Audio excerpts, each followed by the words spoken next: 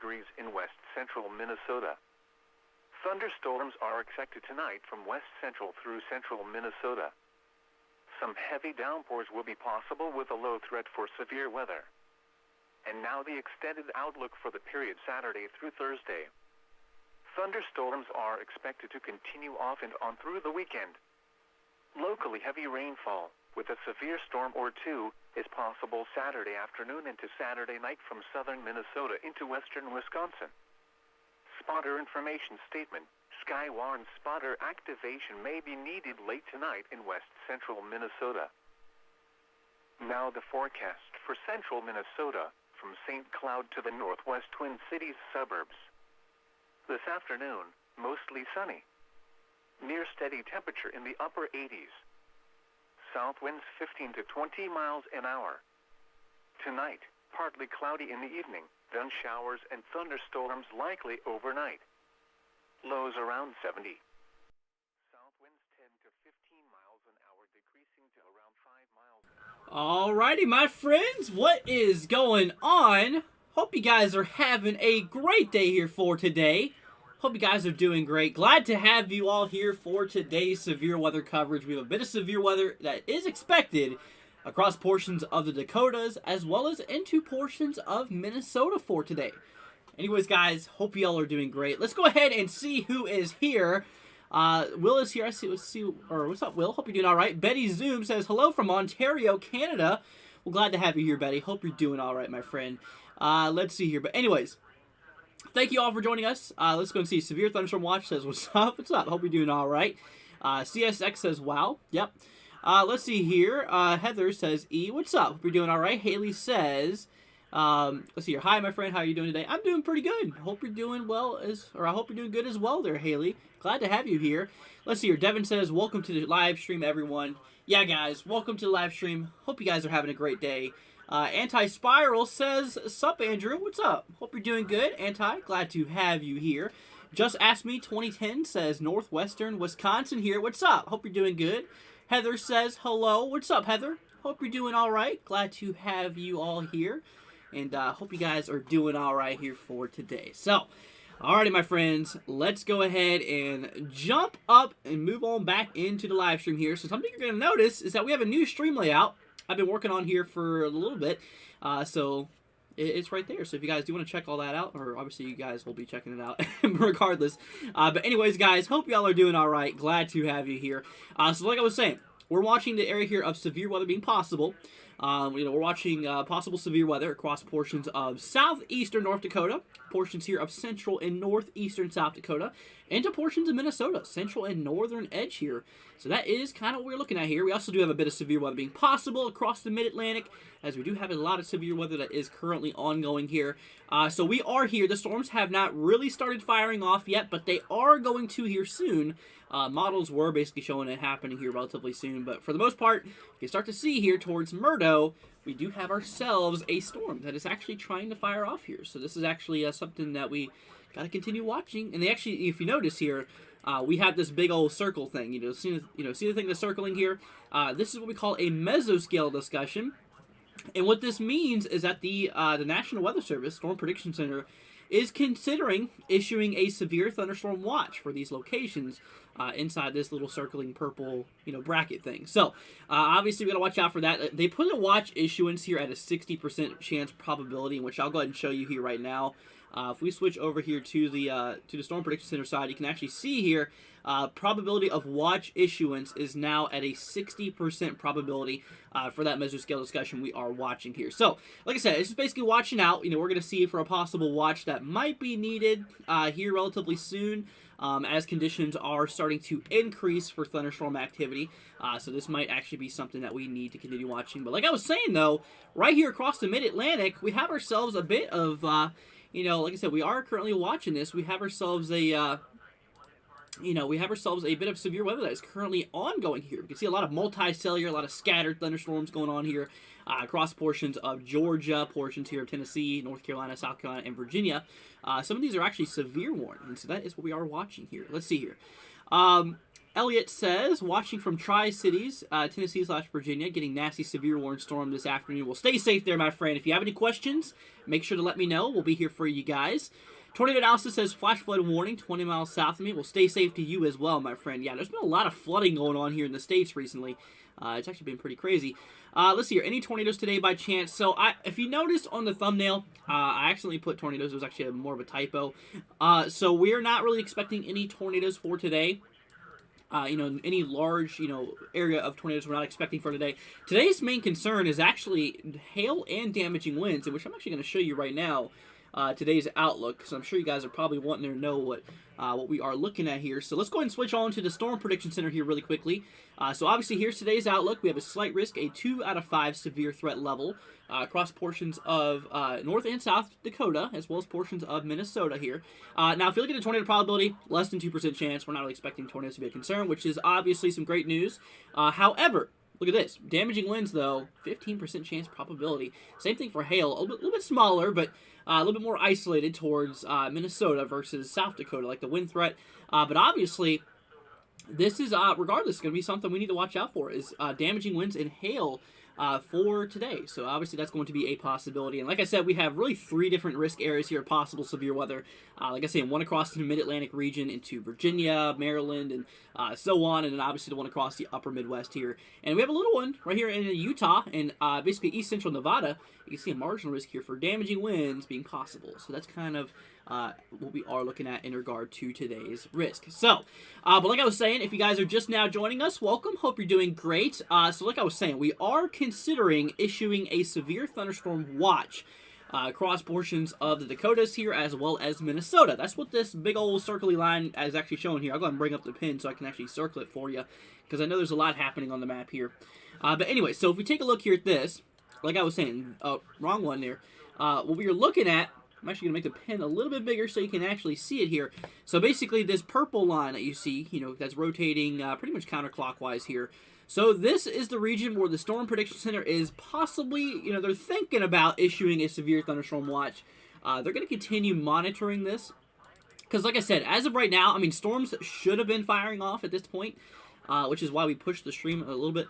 But anyways, but you can actually see here, like I said, we have ourselves a storm that is just now starting to fire off here. You can see it's relatively new to the world. You see a lot of other ones starting to fire off to the southwest of it. So, like I said, this is likely the beginning of this event here. And if we take a look here back at the main the models here, if we take a look here of what's going on, you can actually see. Let me actually zoom out for this. I don't know what I did with that, but anyways, regardless, you can actually pay attention right here across portions of the way. You can start to see. This was kind of showing near 4 o'clock p.m. on August 5th, being Eastern time here. Obviously, we're past that by now. Of storms starting to fire off here, so they're a little bit late to the show, but you can obviously tell we are going to see a lot of convection action. We're going to see lots of storm action that's going to start kicking off across these locations here. So this is definitely going to be something we're going to continue watching, as this thing could potentially, obviously throw off some severe weather. And like I said, obviously right now, what we're looking at is a few cells that's actually starting to fire off just on the far southern flank of this risk here for today. Obviously a few little more, towards Morris, but I'm not really worried about this guy. It's not really severe, or far from severe, I should say. Now, conditionally, I'm going to pull up the Mesoanalysis here. We're going to take a look at more actual conditions here. Now, I don't expect you guys to really know much about what we're about to look at, but I want to show you what's happening here in regard to instability-wise. We have tons and tons of energy. Like I was saying, works similar to a car. If your car doesn't have fuel, it's not going to run. This is our fuel here. And as you can actually see, we have a lot and lots and lots of fuel. All across portions here of the upper Midwest into the northern plains here. So this is definitely going to be favorable to produce severe weather here, especially over the next little bit here. You can actually see as storms are getting ready to start firing off here along this front. We have a bunch of cold air that's kind of pushing down in this direction here, kind of similar to the other day's event here, and a little bit more warm air pulling up. So obviously this is going to be, obviously this is going to allow for severe weather to eventually kick off here. In regard to the engine, like I said, obviously if you have a fuel but you don't have an engine, you're still not going to have anything running here. And this is basically the winds. We're looking at certain levels of the atmosphere, and this is basically our engine. Now, the more we move up to the northwest, obviously the more stronger the winds do get. This is your 0 kilometer to 3 kilometer margin, so relatively close to the surface here.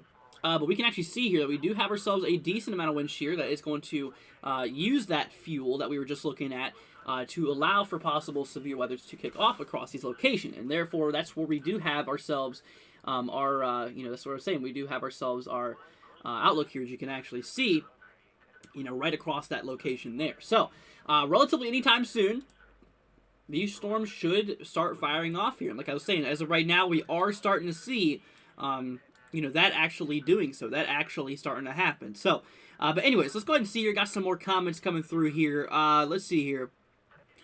Christian says, "Hey Andrew, what's up? Hope you're doing all right. Any big 20 threat? Okay, coming in the future. As of right now, no. As of right now, no. Let's see here. Let's see. Brenda says it's raining in Ohio today. We'll stay safe there. I know a lot of places don't need the rain. A lot of places do. Definitely, that's for sure. Let's see here. Haley says, are we going to have severe storms in Kansas City for today? So, luckily for you, my friend, we're not expecting any thunderstorm action or any severe weather action to occur across Kansas City for today. You're not even in the generalized thunderstorm risk here, which, like I said, the light green area is showing where thunderstorms are possible, but once you move into the dark green regions and stuff like that, that is where, obviously, that's obviously where severe weather is starting to be a possible concern here. And like I said, we have a second level of severity for today. The greatest area, the biggest area where severe weather is going to be possible is across this yellow shaded color here. This is our slight risk. Like I said, there's a scale from 1 to 5, and this is a level 2 out of 5, so it's not the lowest. And obviously, regardless, it is a severe weather threat, regardless. Like I said, no matter what level you are in the severe weather threat, this is a severe weather threat after all. And where severe weather is definitely possible here for today. And like I was saying, it looks like initiation is actually trying to fire off here. It looks like we are starting to get those storms that is trying to fire off here. So we are going to watch this here pretty closely. And if we pay attention, like I said, satellite views are obviously above my head here now, so you can actually see here on the infrared scan, there is a little bit of stuff that is currently going to happen here. Anyways, let's see here. Will says, make sure to like this stream. Greatly appreciated. Let's go and see here. Christian says I changed my name on YouTube. Okay, that's cool. Let's see here. Cody says, gotcha. Let's see here. Will says, guys, get the stream to 85 likes. It'd be greatly appreciated, guys. If you are enjoying the content, make sure you hit that thumbs up button. If you're new to the channel, consider subscribing. And I'm not going to force you to. I'm not going to tell you to. But like I said, it would be greatly, greatly appreciated, my friends. And I really do appreciate all of your support here. So, but anyway, so we are seeing ourselves, looks like a severe thunderstorm warning directly just south of Knoxville, Tennessee from Maryville. This does include portions of Vonoro, portions here of Tellico Plains, and Farragut. So this is for 60-mile-per-hour wind gusts and obviously nickel-size hail. So, like I said, nickel-size hail is not really anything too crazy. But like I said, 60-mile-per-hour wind gusts is the only reason why this storm is actually severe warned. Is because of that damaging wind possibility. And that's kind of the main threat really across the mid-Atlantic for today. It's just possibility of seeing, obviously, some damaging winds being possible. That's kind of the main concern here. Is the damaging wind possibility across the mid-Atlantic. But you can actually see here where these storms are firing off near Knoxville, there actually is no severe weather threat. But like I said, just because you're relatively outside of the severe weather threat does not mean that at any point you cannot have severe weather. And in this case, severe weather is definitely possible. So that is kind of why they issued this for mostly just damaging wind gusts. Like I said, that's kind of the main concern across the mid-Atlantic for today. It's just possibility of seeing some damaging winds. But like I said, across the north here, a little bit of a different story. I mean, yes, damaging winds is obviously a possibility, but also hail is going to be a possible concern as well. Potentially some large hail. They both are clocking in at a 15% risk here. So this is definitely something we need to continue watching. And like I was saying here, we are currently watching, initiation. Looks like it's actually starting to fire off here. We've got a few storms kind of firing off here just north of Interstate 90, directly north of Murdo. Looks like actually not just one, but maybe even 2 or 3 storms that's trying to fire off here. These two might converge, but obviously, regardless, yeah, storms are trying to fire off here. They're trying to get there. Anyways, let's see here. Christian says, what does the severe thunderstorm watch do? So basically, a severe thunderstorm watch means is basically if it does get issued, it basically means that, hey, across the area that's watched here, or across the area we're watching here, it means we can watch out for a possibility of a few severe storms as today. So like I said, basically saying a few severe storms is possible. So it means to definitely just keep an eye on it.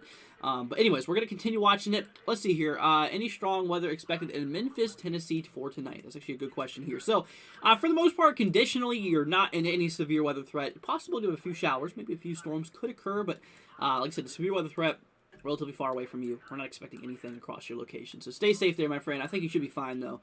When it comes to that. But anyways, guys, like I said, for the people who are just now joining us, welcome. Hope you're doing great. And we are currently watching the possibility of a severe thunderstorm watch being issued here relatively soon.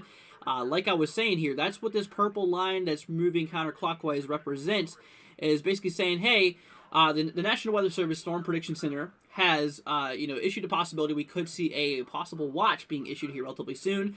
Across portions of South Dakota, obviously portions here of far southeastern North Dakota, and also Minnesota being possible. Now, basically what we're seeing here is obviously just getting up to a 60% chance probability. As of right now, they only clocked it in as a 60% chance probability of obviously being issued here.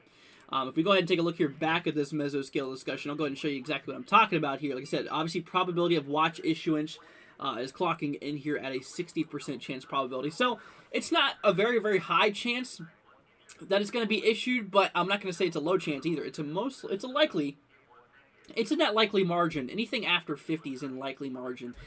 So obviously at this point, obviously a watch is possible. You can see where a watch is possible. So we'll just watch it. Get it? We'll just watch it. We'll see what happens here, and we'll see if the National Weather Service or Storm Prediction Center decides it wants to do so.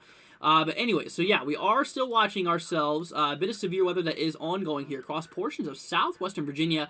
Like I was saying, my friends, for a lot of these areas here, for a lot of these severe storms, the thing is, the reason that these are severe is for the damaging wind possibilities, maybe up to 60 miles per hour being possible. Hail, small hail is possible, but like I said, obviously for the most part, honestly, I really just think that the main concern here across the Mid-Atlantic for today is just that damaging wind possibility. So, but we're going to keep our eyes out for it. But like I said, the main concern here is actually what is going on here into the into the portions of the the upper plains here. So that is kind of our highlighted area here for today.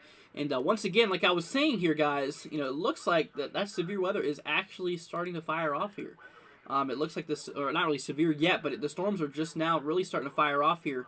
And I'll tell you what, my friends, let's actually go ahead and switch back to the models here. I do want to take a look at the, I do want to take a look here at the latest models here. This is our HRRR model. This is our latest run here, by the way.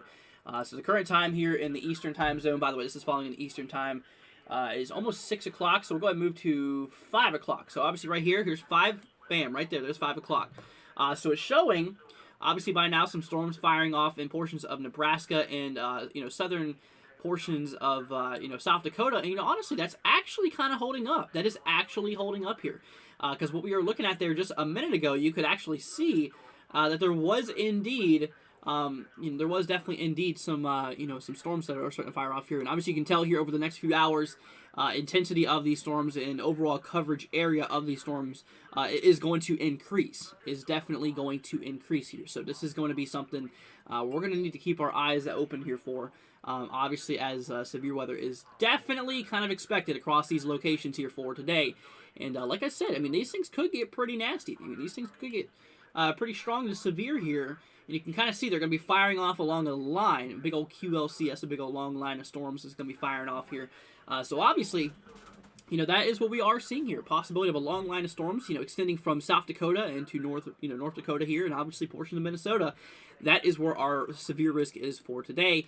And like I was saying here, just relatively recently, the storms are just now starting to show up here on the real world. They're just now starting to show up here on the, on the radar view. So this is going to be something we need to continue watching here for the next little bit. And like I was saying, guys, for the people who are just now joining us, we are starting to see Obviously, the possibility here of a watch that might be being issued here relatively soon across portions here of South Dakota, North Dakota, as well as Minnesota. That is where we are going to see a possible severe thunderstorm watch being issued here relatively soon. Like I said, they have it at a probability of 60% chance. Not the biggest, not the biggest chance in the world, but like I said, it's likely. It's in that likely category where it could be possible.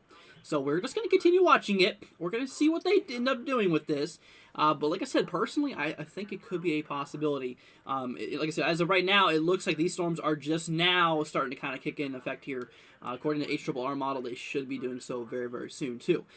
Anyways, let's go and get to some of these questions here. Let's see here. Mesoanalysis says, I have a good thunderstorm in southeastern Massachusetts. Some crazy gray clouds. Well, stay safe there, my friend. We're going to be here for you. Let's see here. Keep the likes coming, guys, says Will. Well, thank you so much. Greatly appreciated. Let's see here. Oh, Andrew, do I know the weather for tomorrow in Memphis? My dad is going to a pool party in Memphis. Okay, so here's the thing. For tomorrow, yes, we're not expecting any severe weather. Maybe a few thunderstorms, maybe a few showers could occur, but for the most part, I think you're okay. I think you should be fine. Let's see here. Under severe thunderstorm until 6 o'clock p.m. says Mesoanalysis. So stay safe there, my friend. If you have any question, let me know. We got you covered here. Let's see here. I got some more. Let's see. Kevin says, I just sent you an amazing 4K quality video of a massive updraft or anvil. Okay, sounds cool. Let's see. Lightning strike within 2 miles of me. Let's see here. Tornado warning in Colorado. Oh, yeah, you're right. That's a very small tornado warning. Well, thank you for pointing that out there, Devin. Okay, guys, so we have a tornado warning that is in effect here. This is right next to Denver, actually. And the crazy thing is that they're not in any severe weather threat for today. Let's see. I don't know why. There's really nothing much to this storm here. It's a very, very low precipitation, it looks like. But let's pull it up. I don't know why they would issue a warning for this. I mean, honestly, I don't know. It's kind of hard to tell with this. All right. Well, anyways, there's a tornado warning. You should be obviously paying attention to this here. So this is in Colorado, just northeast of Denver. I mean, this is relatively close to Denver, directly east of Westminster, east of Thornton. South here of Brighton, as you can see right here, Brighton is directly south. So obviously, yeah, that's a new warning that just now popped up here. So obviously, we got to be paying attention to that too. Like I said, tornadoes in a large scale is not expected for today. Okay, so obviously, tornadoes in a large scale is not really expected. Like I said, the main concern here for today, at least across the Mid-Atlantic, is damaging winds. But like I said, as we move more to the northwest, across these locations, this is obviously where that that hail threat is possible as well. So not only is there damaging wind possibilities, but there's also hail concerns as well. And for today, we could see some large hail, maybe up to size of quarters, maybe slightly larger in some events. Could happen. Definitely could be a possibility here. I mean, it's a possible concern. Now, like extremely large hail, I mean, it's not really expected. I'd say it's possible. I'd say it's a possibility. But like I said, we really don't have a tornado threat here across the north, which is obviously great news. We'll definitely, we'll still watch out for it, though. But yeah, so overall, conditionally, we're not expecting any tornadoes here. But like I was saying, though, we do have ourselves the other threats that's present here in regard to hail and damaging winds here. And like I was saying here, this storm is just now really starting to fire off here relatively soon. You can see how just a few minutes ago, this was really nothing in previous scans. Now you can see how it's really starting to pop up here on radar. So this might be a cell that we need to continue watching, as this thing could eventually go severe if it continues on its trajectory. Like I was saying here, as we were looking at the mesoanalysis, basically the conditions basically the conditions in the atmosphere here, we were actually seeing that there is a lot and lots of instability that's there. Like I was saying here, here's the mesoanalysis here. I know you guys probably don't understand this, but like I was saying, the way this works is it's kind of similar to how a car works. I mean, you need fuel.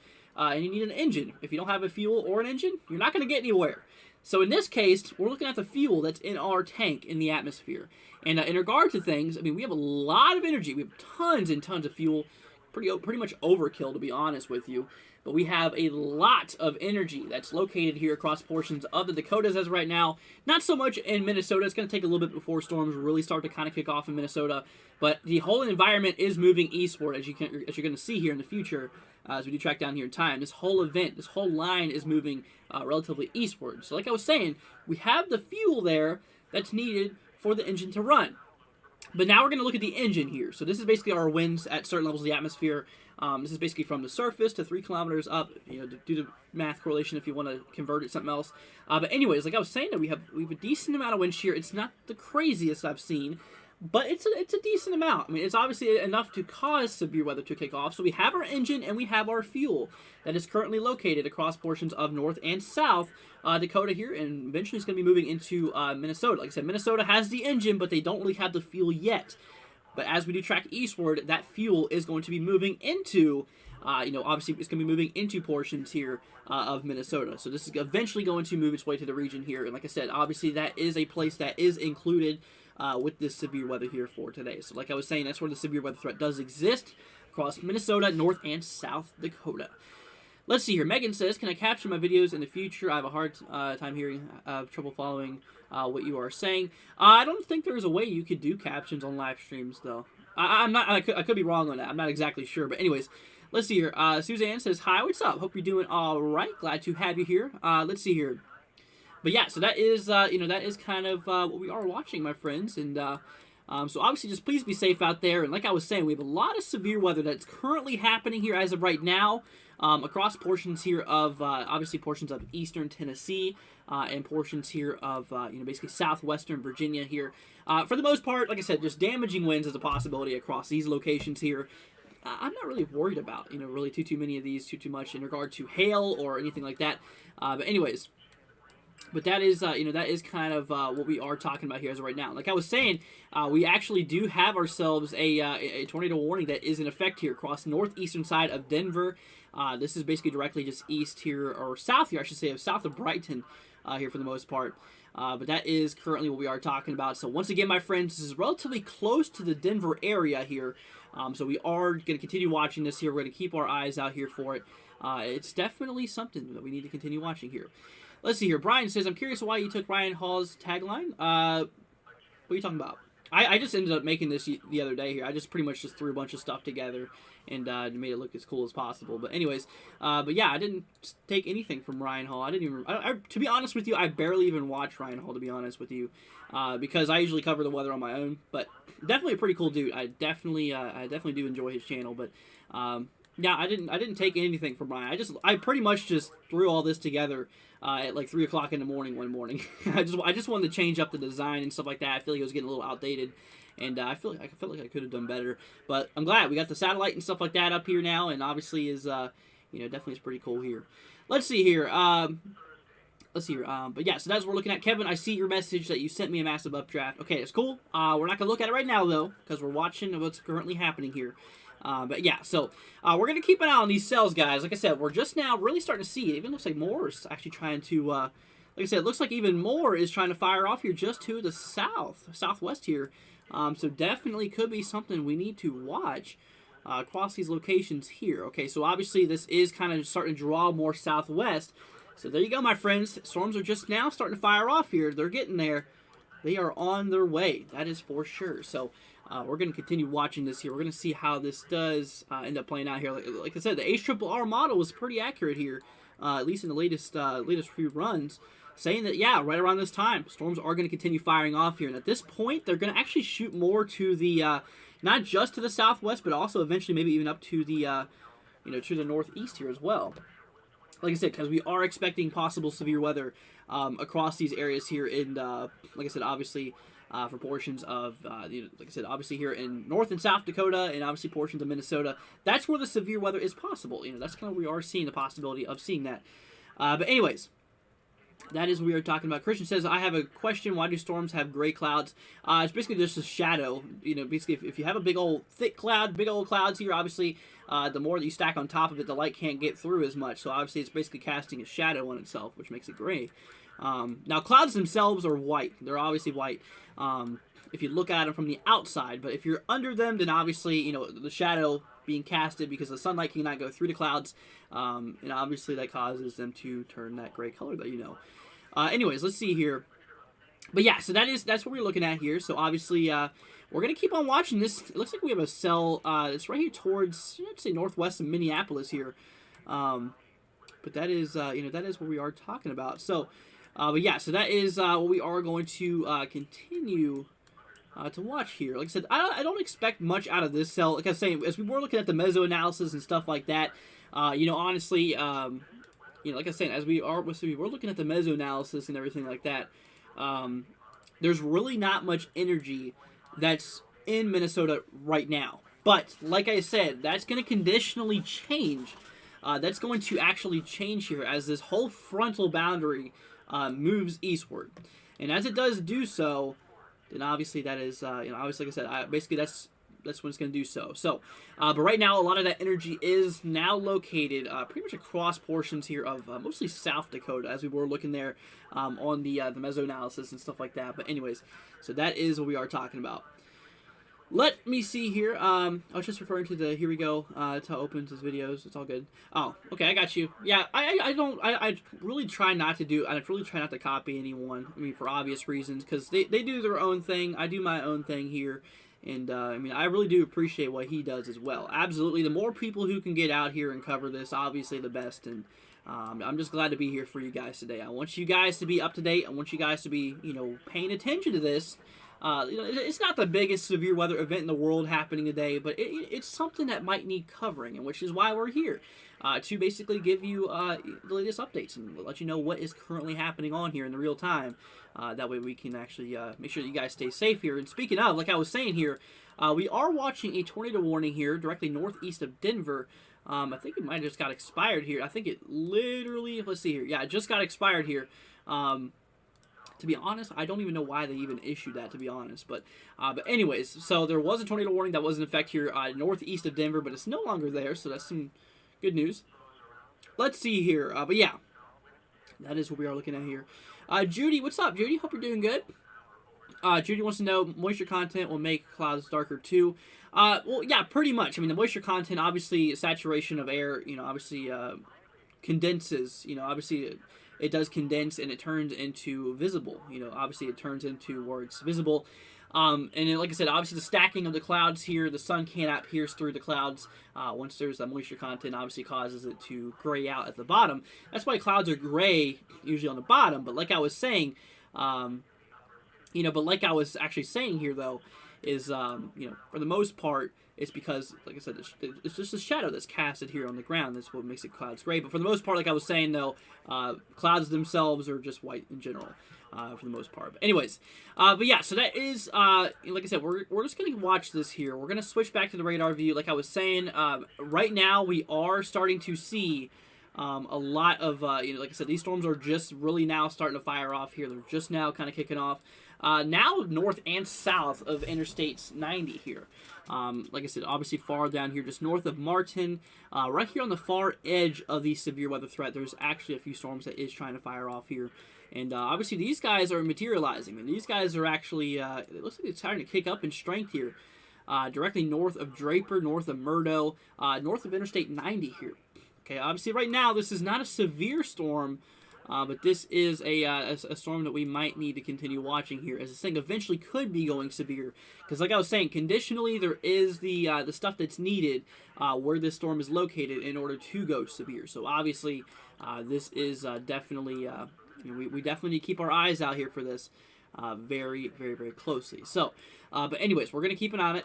We're going to see what's going on over here. Like I was saying, though, we have a lot of severe thunderstorm action going on here across the mid-Atlantic, areas here of eastern Tennessee, portions even of southwestern Virginia into the central regions here of Virginia. Now, like I said, for the most part across these locations, yes, there is a severe weather threat for today. Lowest threat here, though, but like I said, obviously there's still a severe weather threat, obviously. But like I was saying, though, the main concern for these areas here for today is actually just damaging winds. Obviously, just maybe some, wind gusts up to 60 miles per hour. Could cause some, obviously mild to moderate damage in some instances, which might be needed to be monitored here over the next little bit. But for the most part, like I was saying, though, the main concern for today is more to the northwest across these locations here. So obviously we have ourselves a second level of severity here that is indicated in the yellow. Like I said, there's a scale from 1 to 5, 5 being the absolute worst possible, 1 being the lowest severe weather threat possible. Like I was saying, though, it is still a severe weather threat. And like I said, so that 1 out of 5 severe threat is located across the dark green, and that 2 out of 5 threat, so actually an increased threat for severe weather, is across the yellow grounds here. And like I was saying, now today's threat here across these locations is actually for hail and damaging winds.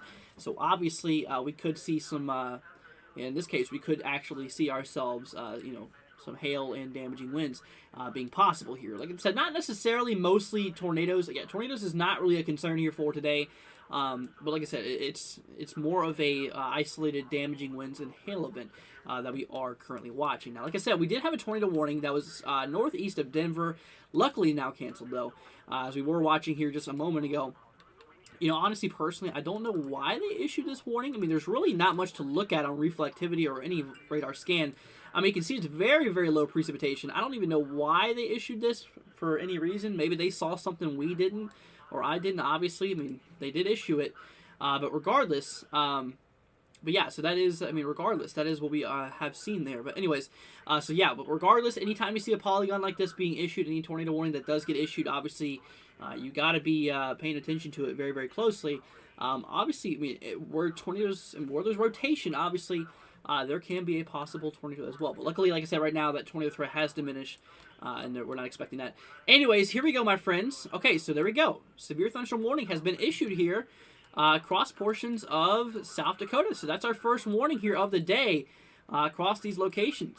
First severe thunderstorm warning here of the day. Let's see here. So this is including portions here south of Prairie, north of Draper, directly east of Midland here, north of Interstate 90, for 60-mile-per-hour wind gusts, and actually ping pong ball size hail. So you guys know the size of a ping pong ball. I'm sure you do.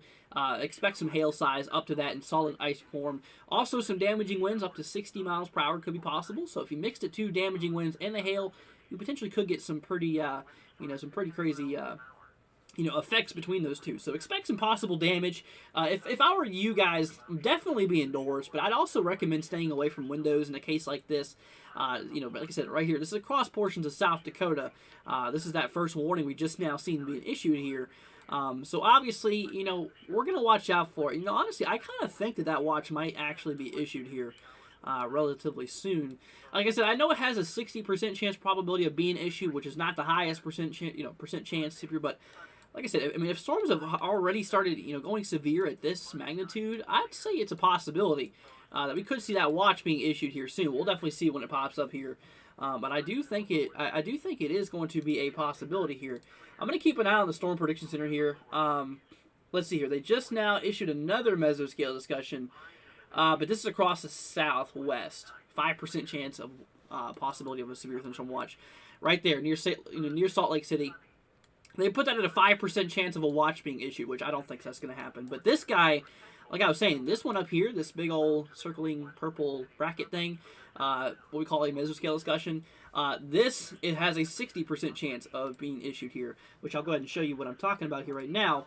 Like I was saying, here's the official page of the Storm Prediction Center. Here you can see National Weather Service. So here is that same mesoscale discussion. You can see here, severe potential, watch possible, probability of watch issuance at a 60% chance probability. So I'd say it's I'd say it's definitely likely. And already looking at the storms that's already firing off here, like I said, it's already been issued for some pretty decent hail on this thing. Not quarter size, but actually like ping pong ball size hail.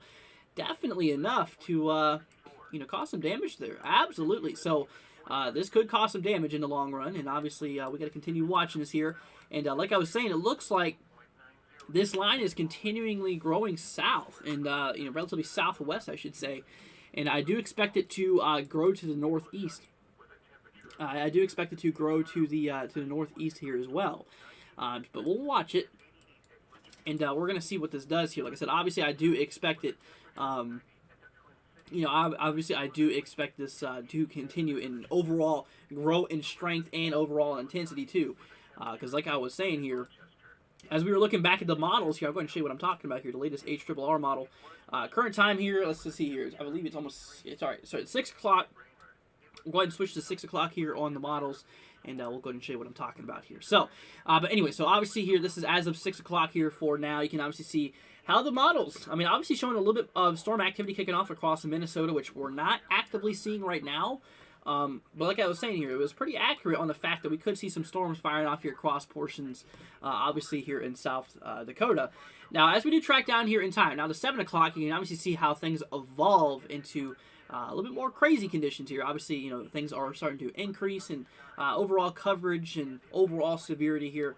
And this is going to continue for the next few hours, really. I mean, possibility of seeing some severe weather here for the next several hours, you know, possibly even past midnight could exist. But like I was saying, the main event is going to kind of start to die down as the sun is well off, you know, well down by that point. Kind of showing here, maybe around like 10 o'clock or so, it's going to start kind of fading out. Maybe around midnight or so, it's going to start kind of dying down. I don't expect to be here that long, but we're going to be here for a while. I definitely do want to cover this for as long as I possibly can here for today, because I just want to make sure that you guys are seeing what's actually happening here in real time, and I want you all to be preparing for it, as obviously, you know, we definitely need to. So we definitely need to continue watching this here as of right now. Anyways, let's go and see here. We have ourselves a bunch of reports coming in here through Richmond, Virginia. Hail, flooding reports coming through, and wind. Actually, all of these. Let's see here. We had a nearly 1-inch hail report here as of 1:38 p.m. Pacific. So this would have been, I believe, 4:38 Eastern, if I'm not mistaken. Obviously, we have some flooding too here. Flooding reported along Hall Street. Let's see here. Hall Street is flooding from Highway 288 near the city of Richmond. Cars are having to avoid high water.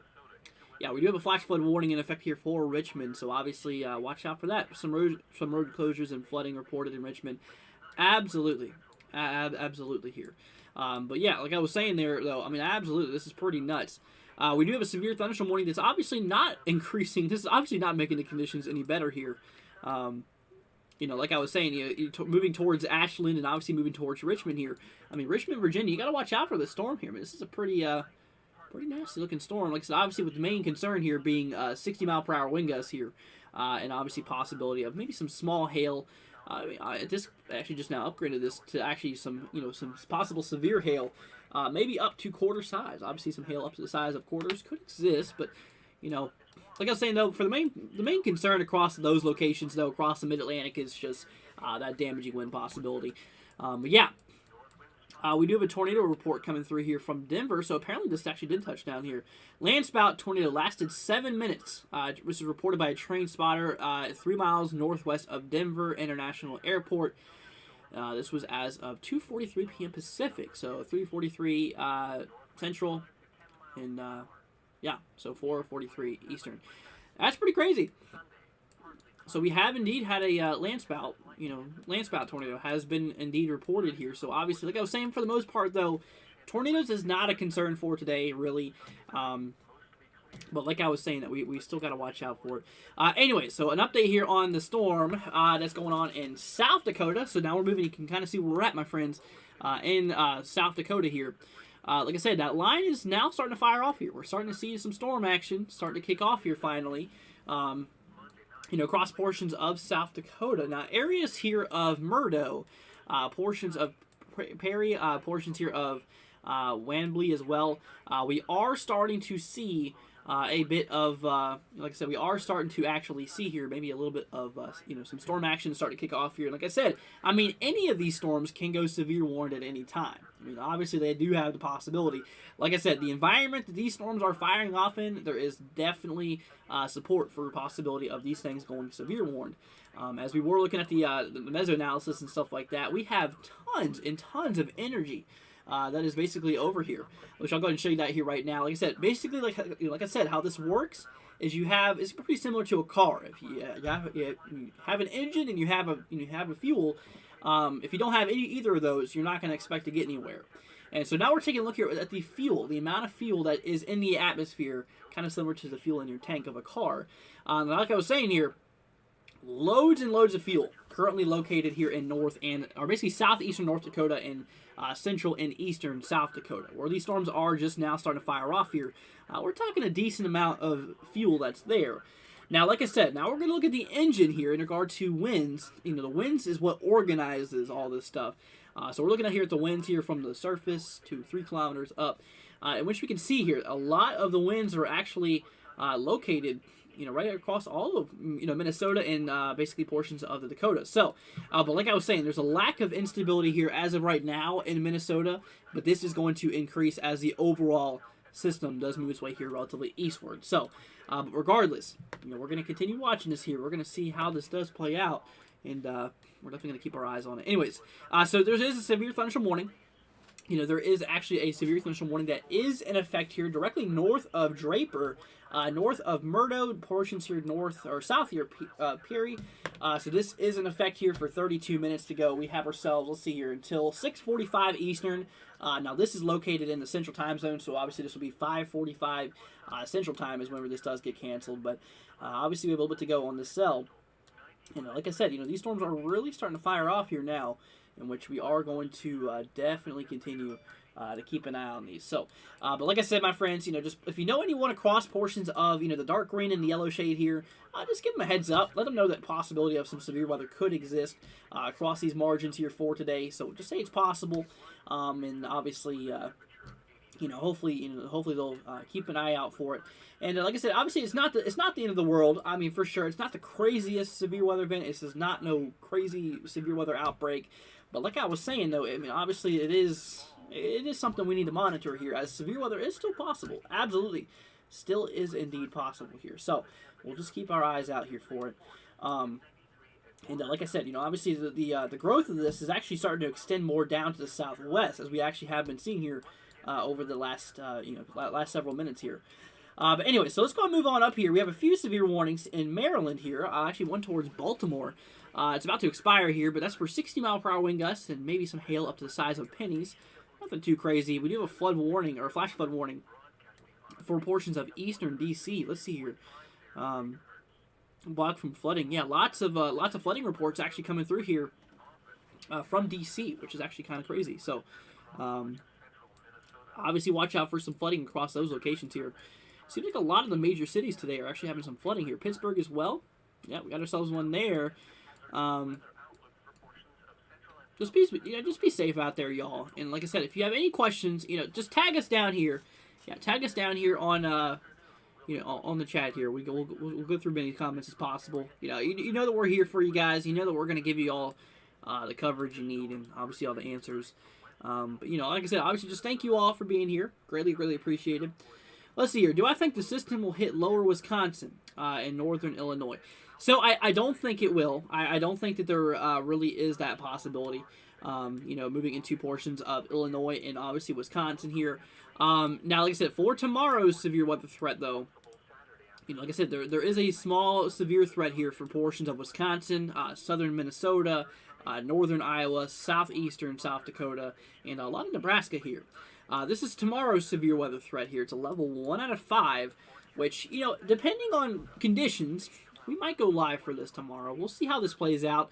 Like I said, for areas of Illinois, not really expected here out of this system in general.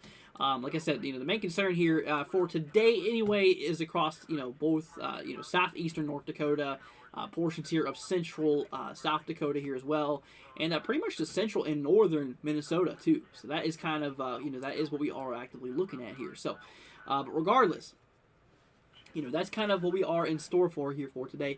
Let's see here. Let's see. Vezer, I think is how you pronounce that, says, hello, buddy. What's up? Hope you're doing good. Glad to have you here, my friend. Hope you're doing all right. Hope you're staying safe here. And, yeah, so we're still waiting on confirmation here. We're still waiting on if the Storm Prediction Center is going to issue a watch here, which I would honestly say it's a possibility. I would definitely say it's a possibility here. They are definitely considering it, as we do have that mesoscale discussion that is... as we do have that mesoscale discussion that is in effect here. And so like I was saying, guys, the areas here in the purple, this location here, you can actually see going through Minnesota, South Dakota and North Dakota. This, like I said, this is your mesoscale discussion. This is where the Weather Service, the Storm Prediction Center, is considering issuing a severe thunderstorm watch. They're thinking about it right now. They're thinking about, well, do we need to issue this or not? Which, if it was up to me, I would say it's probably for the best here. Just honestly considering, I mean, look at this. This is our first warning that just popped up out of this, and we're already seeing some hail straight off the bat being possibility up to ping pong ball size, which is obviously kind of concerning. I mean, obviously mixing in with some damaging wind gusts here up to 60 as well, which, you know, obviously this might be something that we have got to continue watching here. I mean, this might be something that we got to keep out our eyes for here. But we'll see. We'll see what they do. Like I said, the overall possibility of them actually pulling the plug and saying, okay, well, we're just going to do this, and it's actually relatively low. I mean, relatively, I wouldn't say low, but I'd say it's a decent chance of happening here. Like I said, right now they have a 60% chance, which is obviously, here, I'll go ahead and switch over to the screen. It makes it look a little bit better. But like I was saying, right now they have a probability of watch being issued at a 60% chance probability, which is, I mean, nothing too extreme, but, you know, honestly, it's in that likely margin. It's definitely in that likely category where it definitely could be a possibility here. So, but regardless, we are going to see how this does end up playing out here. And like I said, we have a bunch of scattered, severe thunderstorm warnings all across portions of Tennessee. You know, honestly, I feel like they could have extended this into Tennessee a bit. We've been seeing a bit of, severe action going on here across portions here, in the eastern Tennessee portions here of Virginia. We've actually seen so far, but that is what we are looking at. But yeah, I mean, like I said, we've been seeing a lot of flooding going on here too. I mean, not only is it possibility of some hail, not only is it the possibility of some damaging wind potential and stuff like that, but we've seen some flooding too here for today. Like I said, actually here in Richmond, we have some flooding going on here in D.C. And Baltimore. I mean, all these major cities here in the east, in the mid-Atlantic, is actually getting some flooding here, which is actually kind of concerning. We also have one in Pittsburgh too. It just goes to show you, I mean, just how much flooding is happening here, which is actually quite nuts. Obviously, flash flooding, due to quick rising of water, due to a lot of excessive rainfall in a short period of time. Like I said, that's the reason why these flash flood warnings get issued here in the first place. But yeah, so that is what we are watching. We're just going to keep an eye on it. We're going to see what's going to continue happening with this here. And like I was saying, y'all, we have a severe warning in effect for portions of pretty much just central South Dakota. Basically just relatively north of Interstate 90, east here of Midland. I'd say basically west here of Fort Thompson here. This is for 60-mile-per-hour wind gusts and actually ping-pong ball size hail. So we could see some hail up to the size of ping-pong balls. Now, a normal ping-pong ball is light. You know that for sure. I'm sure you guys have probably seen the ping-pong ball or held a ping-pong ball in your lifetime.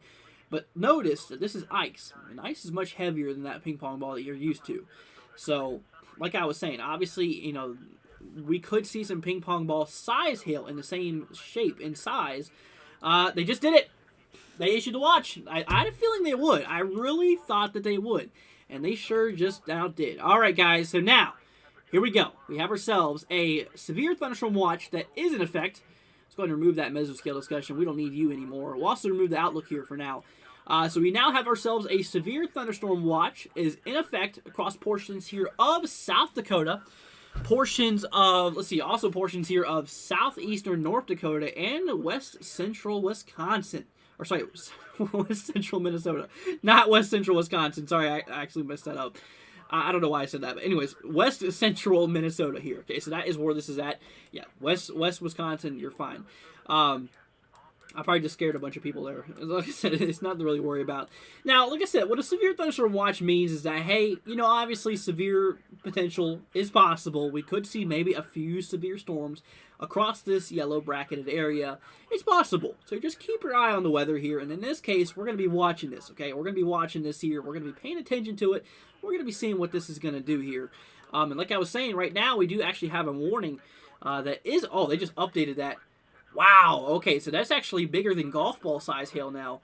But anyways, so now we actually are seeing ourselves a new severe thunderstorm warning that's in effect here north here of Preshu, directly northeast here of Murdo and south of Peoria. Like I said, this is for 60-mile-per-hour wind gusts, so obviously winds up to 60. Could be possible, but look at this, up to 2-inch hail is actually possible out of this. That's about the size of an egg. I mean, either the egg that you crack for breakfast, that's about the size of the hail. Obviously the egg in its shell, obviously, but that's about the size. I mean, this is actually slightly larger than golf ball size hail, which that's getting pretty nasty. That's actually getting kind of concerning at that rate. So this is actually, you may notice that they put a considerable tag on it. The main concern out of the storm is obviously here for the hail, obviously with the possibility of damaging winds as well. But anyways, There we go, my friends. So like I said, we now have a severe thunderstorm watch that is in effect here. Just now gotten issued. I'm still waiting on the criteria for it. But anyways, this is severe thunderstorm watch number 517. You know what I'm actually going to do is I need to add it to the so tornado watch number 517. This is in effect here until, okay, so 10 o'clock Pacific, 11 o'clock Mountain, 12 o'clock or midnight here for the Central Time Zone. So we'll just say 12 o'clock a.m. Central Daylight Time. This is in Central Daylight Time. And here's what I'm going to do, y'all. Since I said severe thunderstorm. Yeah, severe thunderstorm watch number 517 until 12 o'clock a.m. Central Time. So obviously we're going to go ahead and put this on our little bracket here. As you may see or may not see. Let's see here. Okay, so we're going to switch this out for, there you go. So now severe thunderstorm watch in effect until 12 o'clock a.m. Central Daylight Time. So there we go. So this has a little bit to go. Weather watch number 517 is in effect. Like I said, obviously, obviously including portions of southeastern, or southeastern North Dakota and portions here of central and northeastern South Dakota, and obviously west central Minnesota. So these are the locations here where severe weather is definitely possible. Now here's the thing. They actually put maximum damaging winds here up to 70 miles per hour being possible. So we could see some damaging wind events, maybe up to 70 being possible. And hail up to 1.5 inches. But, honestly, at this point, like I said, this warning in particular here, from the cell that's ongoing here in basically central South Dakota is actually pretty nuts. This guy is actually warned for egg-size hail. Hail up to the size of, eggs that you have for breakfast. An average egg size is about 2 inches in diameter, lengthwise. So obviously 2-inch hail could be possible. Mixing in with 60-mile-per-hour wind gusts could indeed be a possibility. So, but anyways, we really have got to watch this. We've really got to continue watching this. Like I said, this is just the beginning of this event too. This is going to be taking place here over the next little bit. And like I was saying though, we're going to start to see that coverage start to actually extend. We're going to start to see that actually extend its way up here to the northeast. Eventually this is going to be moving into more areas here of, further up into the state here of South Dakota, and eventually maybe even into North Dakota as well, and who knows, maybe even to portions of Wisconsin. So, but regardless, this is definitely something that is going to need watching over the next little bit. Let's see here. That's about 2 inches. That's for sure pretty nuts here. Let's see here. That hail core is growing. It definitely is. Might get over 2 inches. Says. We'll see. We'll see how that does. Let's see. Wyatt says, hello, what's up? Hope you're doing all right. Glad to have you here, my friend. But like I was saying, the area that we are most likely seeing hail out of this storm here is right where the pink is. Like I said, this is basically just radar saying, hey, right in this location here, this is where we are starting to see some of those, obviously some large, ice chunks being detected up in the atmosphere here. And in this case, it's hail. That is actually making it to the ground here. So obviously hail is a big old concern here with this storm here. South here of Perry, directly northwest here of Preshu, and northeast of Murdo. So that is, that is what we are seeing. So like I said, it does look like we have another cell that is starting to get pretty strong here as well, relatively just north of it. Now this guy might steal the energy from the guy down just below, but we'll see how that pops up here. Anyway, south here, blunt portions here, east of Perry. We got to watch out for this guy as well. I mean, this guy could eventually go severe warrant here. I don't know if they put a special weather statement on it. They did not, but they didn't with the other one either. They didn't with this guy. So, like I said, we'll definitely watch out for it. Anyways, let's see here. That might become tornado warning and that storm. Yeah, I don't expect this to become a tornado warning. As of right now, we don't have any tornado warnings, which is obviously for the best. We don't want to have any tornado warnings. But like I was saying though, we need to watch out for hail and damaging winds here for today. Like I said, that's today's threat. Tornadoes is not a big concern. I'm not really worried about tornadoes here. I'm mostly worried about possibility of some large hail. In the storm, like I said, we are currently seeing here up to 2 inches in diameter, which that's actually some pretty large hail. That's actually pretty nuts. Anyways, Antonio says, what city for severe thunderstorm watch? So here we go. like I said, we have a new severe thunderstorm watch that's been issued relatively recent here across portions of Aberdeen, portions of Winter, portions here of Peary, portions of Huron, Millbank included, Fargo, and Fergus Falls. So this is right here between west central Minnesota, southeastern North Dakota, and central and northeastern South Dakota. So that is kind of, that is what we are watching the severe weather potential for today. And like I said, out of this, we are starting to see that initiation, that storm development that's starting to fire off here across these locations here in South Dakota. So obviously this is, pretty big deal we are currently watching here. So this is definitely something we're going to keep our eyes peeled here for. But like I said, guys, if you have any questions, let me know. The reason we are live here is for you guys. I want you guys to be prepared here, and obviously that is the main concern here. Now, like I was saying, we have ourselves a few severe thunderstorm warnings in effect here across portions of the Mid-Atlantic. For east of Knoxville, we have a severe thunderstorm warning that's about to expire here. 60-mile-per-hour winds and penny-sized hail. Same thing for all of these guys here in southwestern Virginia as well. Maybe just some gusty winds up to 60 being possible. Kind of what we are looking at here at the moment. Another warning here towards the Richmond area. Now, with this guy, maybe, honestly, maybe we could see some hail up to quarter size, which is considered severe, and maybe even some, maybe some damaging wind gusts being possible as well.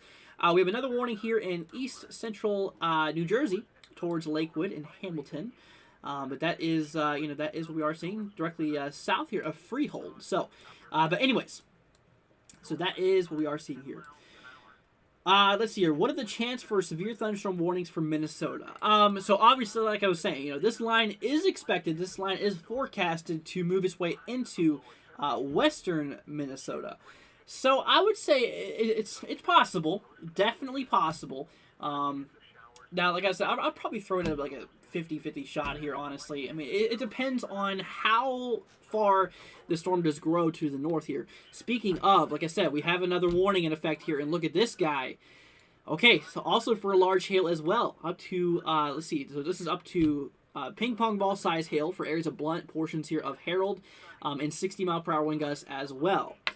Which, this is, yeah, like I said, obviously between these two storms, large hail is a big concern. Also, damaging winds cannot be ruled out either. So, I'm definitely kind of glad that they did issue this severe thunderstorm watch. I had a feeling that they were going to. They really needed to anyways, which they sure did. And you can obviously see here where that, that yellow bracket pops up here. Like I said, these are the locations where this severe thunderstorm watch is located. So areas here in west central Minnesota, portions here in southeastern North Dakota, and obviously portions here in central and northeastern South Dakota has the possibility of seeing some severe storms here for today. Let's see here. Eddie says, hello, Andrew and chat. What's up? Hope you're doing all right, my friend. Glad to have you here. Hope you're staying safe and obviously not in any crazy conditions like we're seeing across a lot of these other locations. Like I said, I mean, it's been pretty nuts in regard to the weather over the last while. I mean, it's been pretty crazy. I mean, like I said, we've been seeing lots of flooding. We've been seeing lots of severe weather. It just doesn't want to end, does it? Like I said, obviously, we are in August. It's the hottest time of the year, too, which just makes everything miserable. It's been pretty extreme here in the States over the last little bit. So, obviously, it's very, very, very, very unfortunate here. But like I said, that's why we're here, is to cover you guys and obviously make sure that you guys are staying safe and make sure that you guys are staying prepared for the severe weather that's possible here. Like I said, I'm not here, just for all the other stuff. I'm here because I want you guys to be prepared. I want you guys to be safe here. And like I said, obviously, that is the main goal here. Anyways, but like I was saying, we have ourselves a few severe thunderstorm warnings that is in effect here. These guys are pretty nasty across portions of central South Dakota. Across portions here directly, south of Peary. I don't know how you exactly say it. I think Peary. Anyways, areas here of Blunt, portions here of Harold, west of Highmore, relatively, south here of Oneida. I don't know how you pronounce that. Like I said, I'm pretty bad with pronunciations, by the way. You guys are probably going to figure that out eventually. But anyways, also another one here just northeast of Draper, north here of Preshoot, directly north of Interstate 90. There is two severe thunderstorm warnings, obviously for hail and damaging winds being a possibility. So between these two storms, there is a possibility we could see some 60-mile-per-hour wind gusts. But with the cell to the south, that first warning we did see, this guy, obviously, like I said, obviously this guy could get pretty nasty in the hail realm. Now, it kind of looks like that core has died down a bit. You can obviously see how there was a lot more, blues and pinks and stuff like that. Like I said, honestly, you can see how it's starting to kind of fade out here, turn to more dark reds and stuff like that. So that might be some good news that the hail might be starting to kind of dwindle down. So maybe starting to, maybe start to, die down here a little bit, which might be good. But anyways, but that's still just to the northeast of it. I feel like it's kind of robbing all the ingredients for the guy to the south. I think that's the reason why that hail core might be starting to fade out. Is because this guy is sucking up all the energy here from the south. I mean, it's sucking up all of that warm air and all of that the moisture there, which might be causing, some limitations on that back cell. But anyways, regardless, I mean, both of these have a pretty large hail percent chance. Obviously, hail could be a big concern out of both of these. And like I was saying, 60-mile-per-hour wind gusts for this guy and ping-pong ball-size hail is possible. So areas here are blunt. Like I said, right now, you're not seeing anything right now, according to radar. But you're about to get slammed. Same thing for Harold as well. Harold and Blunt, you got to be inside of your... like I said, I would, in this case, with the large hail and everything like that, yeah, I would definitely recommend being inside of your safe spot, well away from windows, because you don't want those windows being busted down, from hail mixed in with damaging winds here, which obviously can cause some injuries. I mean, obviously, that's the last thing that you want to happen, is obviously some injuries and stuff like that, and being stuck in the middle of the storm and can't really seek, medical help and stuff like that. So it's just recommended. It's the best thing to do. Just stay away from windows, guys. If you want to, go to your safe spot. Like I said, the interior portion of your home, just to stay safe until the storm passes, and obviously once it passes, then you are good. But like I said, pretty nasty storms is ongoing here across portions of, southern, like I said, southern here of, or central portion here of South Dakota. So obviously, that is what we are actively watching here. Anyways, let's see here. We got ourselves some more comments. Let's go and get into it. Let's see here. Eddie says, hopefully everyone's having a great Friday. You too, Eddie. Thank you for joining us. Means a lot. Let's see here. Miss Anonymous says, I like the fact that you stated constantly you're here to keep us informed, and I personally appreciate it. Well, Miss Anonymous, that's what we are here for. Obviously, like I said, that's what I want is for you guys to be prepared. That's all. That's all I want. That's all I care about, is making sure that you guys are staying safe and know what's currently happening here. Now, like I said, obviously you're very, very welcome. All of you guys, so much welcome. You guys are greatly, greatly welcome. Like I said, I just want you guys to be prepared. And like I said, I've been studying weather for several years now, and I just decided it's probably good that I put it to the best and obviously help out as much as possibly I can. I really do enjoy helping people. I enjoy doing this stuff, and hence that's why I'm here, is giving you guys this information and stuff like that. But anyways, but yeah, so we're gonna keep an eye on it. Like I said, the hail or that growth looks like it actually is kind of just hanging in there. It looks like. I mean, it's not really. Yeah, it's just kind of hanging in there. Not really too much more growth. Either northeast or southwest, but still, eventually it will likely happen here. Like I said, the watch extends all the way up into Minnesota here. So obviously we can expect that to occur. And like I said, the models here, we'll actually take a look at really quickly. The current time here is 6:36 actually, but we'll say 6:30 here. So if we switch back to the models here, here's our HRRR model. You can actually see at this time at 6 o'clock, we were expecting maybe some storms to be firing off across these locations in Minnesota and obviously eastern North Dakota, in which that's actually not happening. But then obviously we have this is the part that's correct here, is actually the storms firing off in South Dakota. But obviously nothing really yet in the north, but we'll continue watching it here. It's definitely a possibility. Now as we do track down here in time, you can obviously tell how the model really starts to fire off some storms across bits of Minnesota. So I'd say it's possible. We have some new runs here actually. The latest model's out here. You can actually see, yep, so it is still showing those storms kind of firing off here. Now it's kind of showing maybe towards like 7 or so is when these storms might start to move into lots of Minnesota here, which it's just going to need monitored, and that's obviously what we're here for, is to make sure that you guys are seeing what's happening here in real time. Obviously what's happening in real time is more important than what's expected to happen here in the future, because obviously the models can be wrong. Like I said, models are not perfect. You should not exactly trust the models with all your heart. As they still need a lot of work. Now, I'm saying, they are definitely a very useful tool in determining on where and when we might likely see some storms. But And for an example here, I mean, if we take a look here towards Minnesota, like I was saying, there's really not much storm action that's happening here compared to what that model was obviously showing. So obviously there is still a lot of work that needs, in regard to the models. They're not perfect, but they're great tools to use. And obviously that is, kind of what we are watching here. Anyways, let's see here. Let's see here. Can I check out Pennsylvania? So yeah, let's go and switch over to Pennsylvania really quickly, really fast, and we'll see what's going on here. Like I said, there's a lot of scattered, a lot of multi-cellular thunderstorms, a lot of scattered thunderstorms happening across a lot of the Mid-Atlantic and portions here, the Northeast here for today. Now some of these could be severe, obviously. A few here, we actually have one in New Jersey that's severe, and a few in Virginia. Now, like I said, a few of these could be severe, but like I said, obviously we're expecting a little bit more crazy conditions to occur a little bit more to the northwest here. Like I said, obviously the areas here for today, the spotlight today is on western Minnesota, portions of North and South Dakota. That's kind of where the spotlight is here for today. In which, like I said, that's basically where the watch is issued for, is saying, hey, like I said, the severe thunderstorm watch is there to say, hey, severe weather is definitely a possible concern here over the next several hours. And like I said, anywhere here that's inside of the watch or in and close to the watch area has the possibility of seeing some severe storms here for today. Definitely is being a possibility. But like I was saying, though, that is what we are seeing as of now. We're going to switch over to the Aberdeen radar here, and we can still see that these storms are still trucking. I mean, these guys are still both warned for some large hail and also maybe some damaging winds as well. Which, yeah, I mean, it is pretty crazy here. So we'll definitely keep our eyes peeled for this.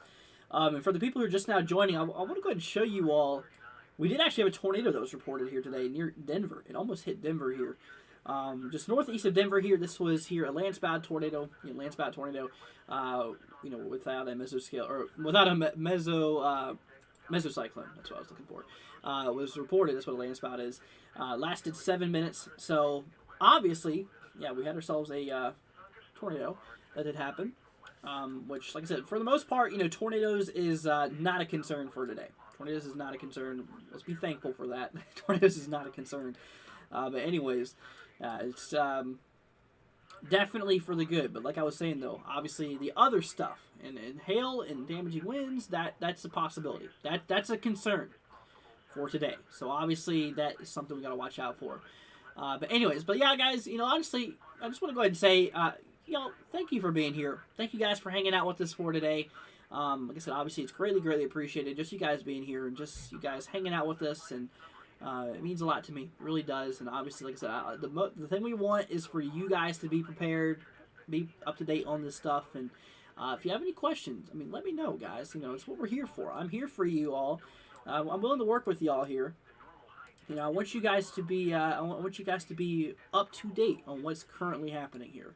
But yeah, just thank you for being here, guys. It means a lot. Greatly appreciated here. Anyways, here's a little discussion really quickly we can talk about.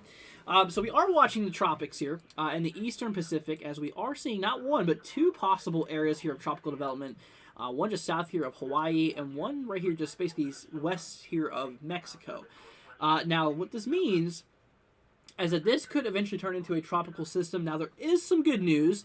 A lot more model data is out, and it's kind of showing it. I mean, obviously still pretty scattered all over the place, but, the spaghetti models are actually showing it move relatively away from land, which is good. But we'll watch it. If you look here at the Atlantic, yeah, nothing's really going on here in the Atlantic as of right now. It's been kind of awfully quiet. Kind of very quiet here in the Atlantic here recently, which is honestly kind of concerning. But anyways, yeah, so it is, obviously, yeah, it is, quite quiet as of right now. But like I said, we're moving closer to September. And if you don't know, September is actually the most active time of the year for hurricanes. Anyways, we got a new warning here in effect. Let's see here for this. Okay, so we have ourselves a new severe thunderstorm warning that is in effect here. Here for portions of north of Preshoot. The first warning is about to expire. Is the reason they're probably reissuing this. They did actually downgrade the hail threat. They did downgrade it from obviously they're from. You can start to see here. It kind of looks like maybe that hail core might be trying to develop again here. But anyway, so they actually did increase, or they decreased that hail potential now down to $half size hail, which that is still considered severe hail. That is still severe hail, but like I said. Damaging wind possibilities is still actually there. which, we are still going to keep an eye on it. So, yeah. So, obviously, severe weather is now firing off, my friends, and, we're going to keep on watching this. And, like I said, if you guys have any questions, let me know. We're gonna be here for y'all. Let's see here. Christian says, what's the weather for Kentucky like tomorrow? Yeah, for Kentucky tomorrow. Now, here's the thing. When it comes to severe weather, we're not expecting really anything. Possibility, maybe some showers, maybe some storms could happen in Kentucky, but nothing too crazy. Yeah, nothing's too crazy here for tomorrow, so we're looking pretty good. But like I said, we also do have another severe threat, possibility of some more severe weather being possible across the dark green colors here in Wisconsin, southern Minnesota, northern portions here of Iowa, central and northeastern Nebraska, and maybe even southeastern South Dakota. Possibility we could see maybe a few more severe thunderstorms for tomorrow. But as of right now, conditionally favorable. It's not as crazy as expected as it is for today. Today, as of right now, is expected to be a little bit more worse in regard to severe weather, and that's why we're here. That's why we're here giving you all the coverage and stuff like that. But anyways, let's go see. Jakey says, hi, what's up, Jakey? Hope you're doing all right. Am I late? Yeah, we've been live here for an hour and 15 minutes, but you're good. Don't worry about it. What's good is that you're here now and able to, see what's going on. But glad to have you here, Jakey. Hope you're doing all right, my friend. Glad to have you back. And, but yeah. Christian says, am I going live tomorrow? It depends on the outlook. Like I said, if it goes slight risk, I usually go live for slight risk and higher. Like I said, today is a slight risk day, which is that 2 out of 5 threat. We usually don't go live for marginal risk here, which tomorrow, as of right now, is a marginal risk. We will see. I'm not going to say no. I'm not going to say yes, but I'll say we'll see. And now, if it's not a severe weather coverage, we'll likely do something else. So most likely, we're going to end up doing something on the channel. But as of right now, it's kind of unsure, but we'll see how this materializes. But like I said, for today, yes, because we have a bit of severe weather that is happening here. Anyways, so obviously some large hail is kind of the primary concern for these storms here as of right now in south, or central portions here of South Dakota. It's looking kind of nasty here. I'm not gonna lie with you guys. So it's definitely possible. We could see some hail being a possibility here. Now here's something we can do. I think we actually got some reports here from Devin a little bit ago. There we go. So yeah, there was that tornado here. Anyways, here, Kevin sent me that thing. I really haven't looked at it yet. Which I'm going to pull up here really quickly. I don't know how good this is going to turn out. But anyways, let's see here. Yeah, it's really zoomed in. It's really, really zoomed in. I'll tell you what we're going to do, though. What I can do is this. There we go. That works out better. Anyways, so you can actually see here, this is a big old anvil cloud that Kevin sent into us just a little bit ago. Yeah, pretty crazy. So yeah, anvil clouds are beautiful. They're really, really cool. So that was reported there by Kevin. So thank you so much. Really appreciate it, my friend. And yeah, absolutely beautiful though. It really, really is. And here's another report coming in actually from Devin of a lot of flooding that's happening here in. Let's see, this is in Death Valley National Park. This is here. Where is Death Valley? California, I think. I'm pretty sure it's in California, if I'm not mistaken. But regardless, here's another one coming through here. I mean, look at all this flooding. I mean, even a little bit of rain can cause tons of consequences. I mean, for the most part, it can obviously cause tons of consequences. Even just little amounts of rain for these areas here that are not really used to getting this, which is actually pretty nuts. But look at that. I mean, that's obviously lots of flooding that's happening. Like I said, over the last several days, I mean, we've been seeing lots of flooding. We've been seeing lots and lots of it. It's honestly been kind of historic flooding, especially across Kentucky. I'm actually from Kentucky, or I'm here in Kentucky. From Virginia, but I'm here in Kentucky. I'm living here temporarily. But like I was saying, though, was that there in eastern Kentucky, I mean, they got slammed by tons and tons of flooding over the last while. Obviously, portions in St. Louis as well. I think it was like a week or two ago. They had 11 inches of rain, I've heard. They had 11 inches of rain, which caused, unfortunately, there was one fatality. But there's a lot more fatalities in Kentucky. I think there's like 11 or so, if I'm not mistaken, which is very, very sad. And obviously is a very, very bad way to go. But yeah, so it's very, very unfortunate. And like I said, obviously now flooding is not done. I mean, obviously we're still seeing some flooding that's happening here across a lot of the country. I mean, really. Even looking here towards the to the major cities in the Mid-Atlantic region. I mean, like I said, Richmond seeing some flooding right now. Richmond, there was D.C. that was under that. Also, Baltimore, Maryland here is also seeing a flash flood warning. So flash flood warnings basically mean that quick rises of water is expected due to excessive rainfall. Basically saying that over a short period of time, obviously a lot of rain can fall here. Did they just cancel a? Oh, they did not. Okay, I thought they canceled a few counties here, but obviously they did not. So yeah, but regardless, but like I was saying, the flooding is still happening here. Anyways, so yeah, we now have 2 severe thunderstorm warnings. Okay, in portions of central South Dakota. This is north of Interstate 90, by the way. This is north of Interstate 90.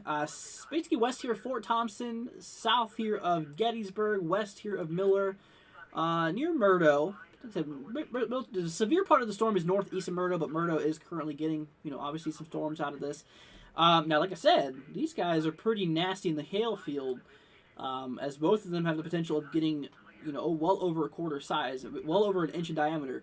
Hail. Now this cell right down here, just right next to Interstate 90, this one has the potential of getting up to $half size hail, while this guy has the potential of getting up to ping pong ball size hail. Across Harold here, just east of Blunt. Like I said, Harold, you got to watch out for this. I mean, like I said, if you follow the latest track on this guy, you can see how it really glitches there, or kind of skips there. But anyways, you can actually see here, Harold, you got to watch out for possible hail. I mean, not only that, but maybe even some wind gusts too, up to 60 miles per hour. I mean, could exist out of that. Let's see, we got another report coming in here from Devin. Let's see what this is all about here. This is actually a water spout that's been reported here in Florida. Wow. Okay, so let's see. Public picture of a water spout is seen in Brooksville. There is no picture, by the way. This is just text, by the way. But they're coming in from Devin, so there has been a water spout that's been reported in Florida. Which, I mean, there's a lot of water spouts that usually happen in Florida, but obviously, yeah. I mean, with water spouts, obviously that can be, with water spouts that can obviously be kind of a concern. Let's see here. Haley says, are we going to have severe storms for the Kansas City area here for this week or next week? So here's the thing. So for today, obviously, like I said, we were looking at Kansas City. We're not expecting anything for today. Tomorrow, nothing either. And for Sunday, nothing either. So over the next 3 days, no, we're not expecting any severe weather across your location. So you should be fine here. If anything does happen, anything crazy does happen, then obviously we'll be here to cover it. That's what we're here for. You know that we're going to be here. Which for sure. But yeah, so as of right now, nothing's really expected for you, my friend. But like I said, we're going to continue watching these guys down to the southwest too. Now these guys, these cells that we're watching right here, watch out for these, because these could eventually go warned as well, just like their big brothers, just in the northeast here. Like I said, big hail and big damaging wind potential is possible out of these newly developing storms across portions of central South Dakota. And like I said here recently, my friends, we recently got a severe thunderstorm watch that got issued not too long ago. I'd say probably about a half hour ago, across portions of obviously here in the obviously in the yellow bracketed area, but areas here in southeastern North Dakota, areas here in central and northeastern South Dakota, and even a small little sliver here in western Minnesota. West central Minnesota. Possibility we could see some severe weather here. But that is what we are looking at. So, y'all, please just be safe there. If you know anyone across those regions, I mean, let them know. Give them a heads up. Say, hey, severe weather could exist across your location for today. And just give them a heads up. Like I said, the main concerns today is hail and maybe some damaging winds. That's about it. Maybe some gusty winds, maybe some large hail. And speaking of, we actually have a new warning that's been in place here. Okay, so they actually downgraded the hail threat here. So anyway, so Harold is still in this. North here of Highmore. Southwest of Orient here. Okay, so this is a new severe thunderstorm warning for 60 mile per hour wind gusts. And obviously, in this case, $half size hail, which is slightly bigger than a quarter. I mean, here's the size of a quarter. I'm sure you guys have probably seen a quarter sometime in your life. A little bit bigger. A quarter of an inch bigger than this quarter is possible in regard to hail size. So, hail possibility. like I said, there has been a lot of cool conditions in the atmosphere here to allow for lots of hail growth to actually occur here. Anyways, something I do want to look at now is the mesoanalysis, and like I was telling you guys, we're going to look at the current conditions. And like I was saying, there is two different things we need to look at: is the fuel and the engine. Basically, like I said, it's pretty similar to a car. You need the engine and fuel to get things to work. If you don't have either one of those, then something's not going to happen. But anyway, so here's our fuel that's required for our engine to run. So obviously in this case, we have tons and tons of fuel here located across portions of, obviously here in South Dakota and areas here in southeastern North Dakota. Like I said, this is that fuel that's needed for these storms to continue.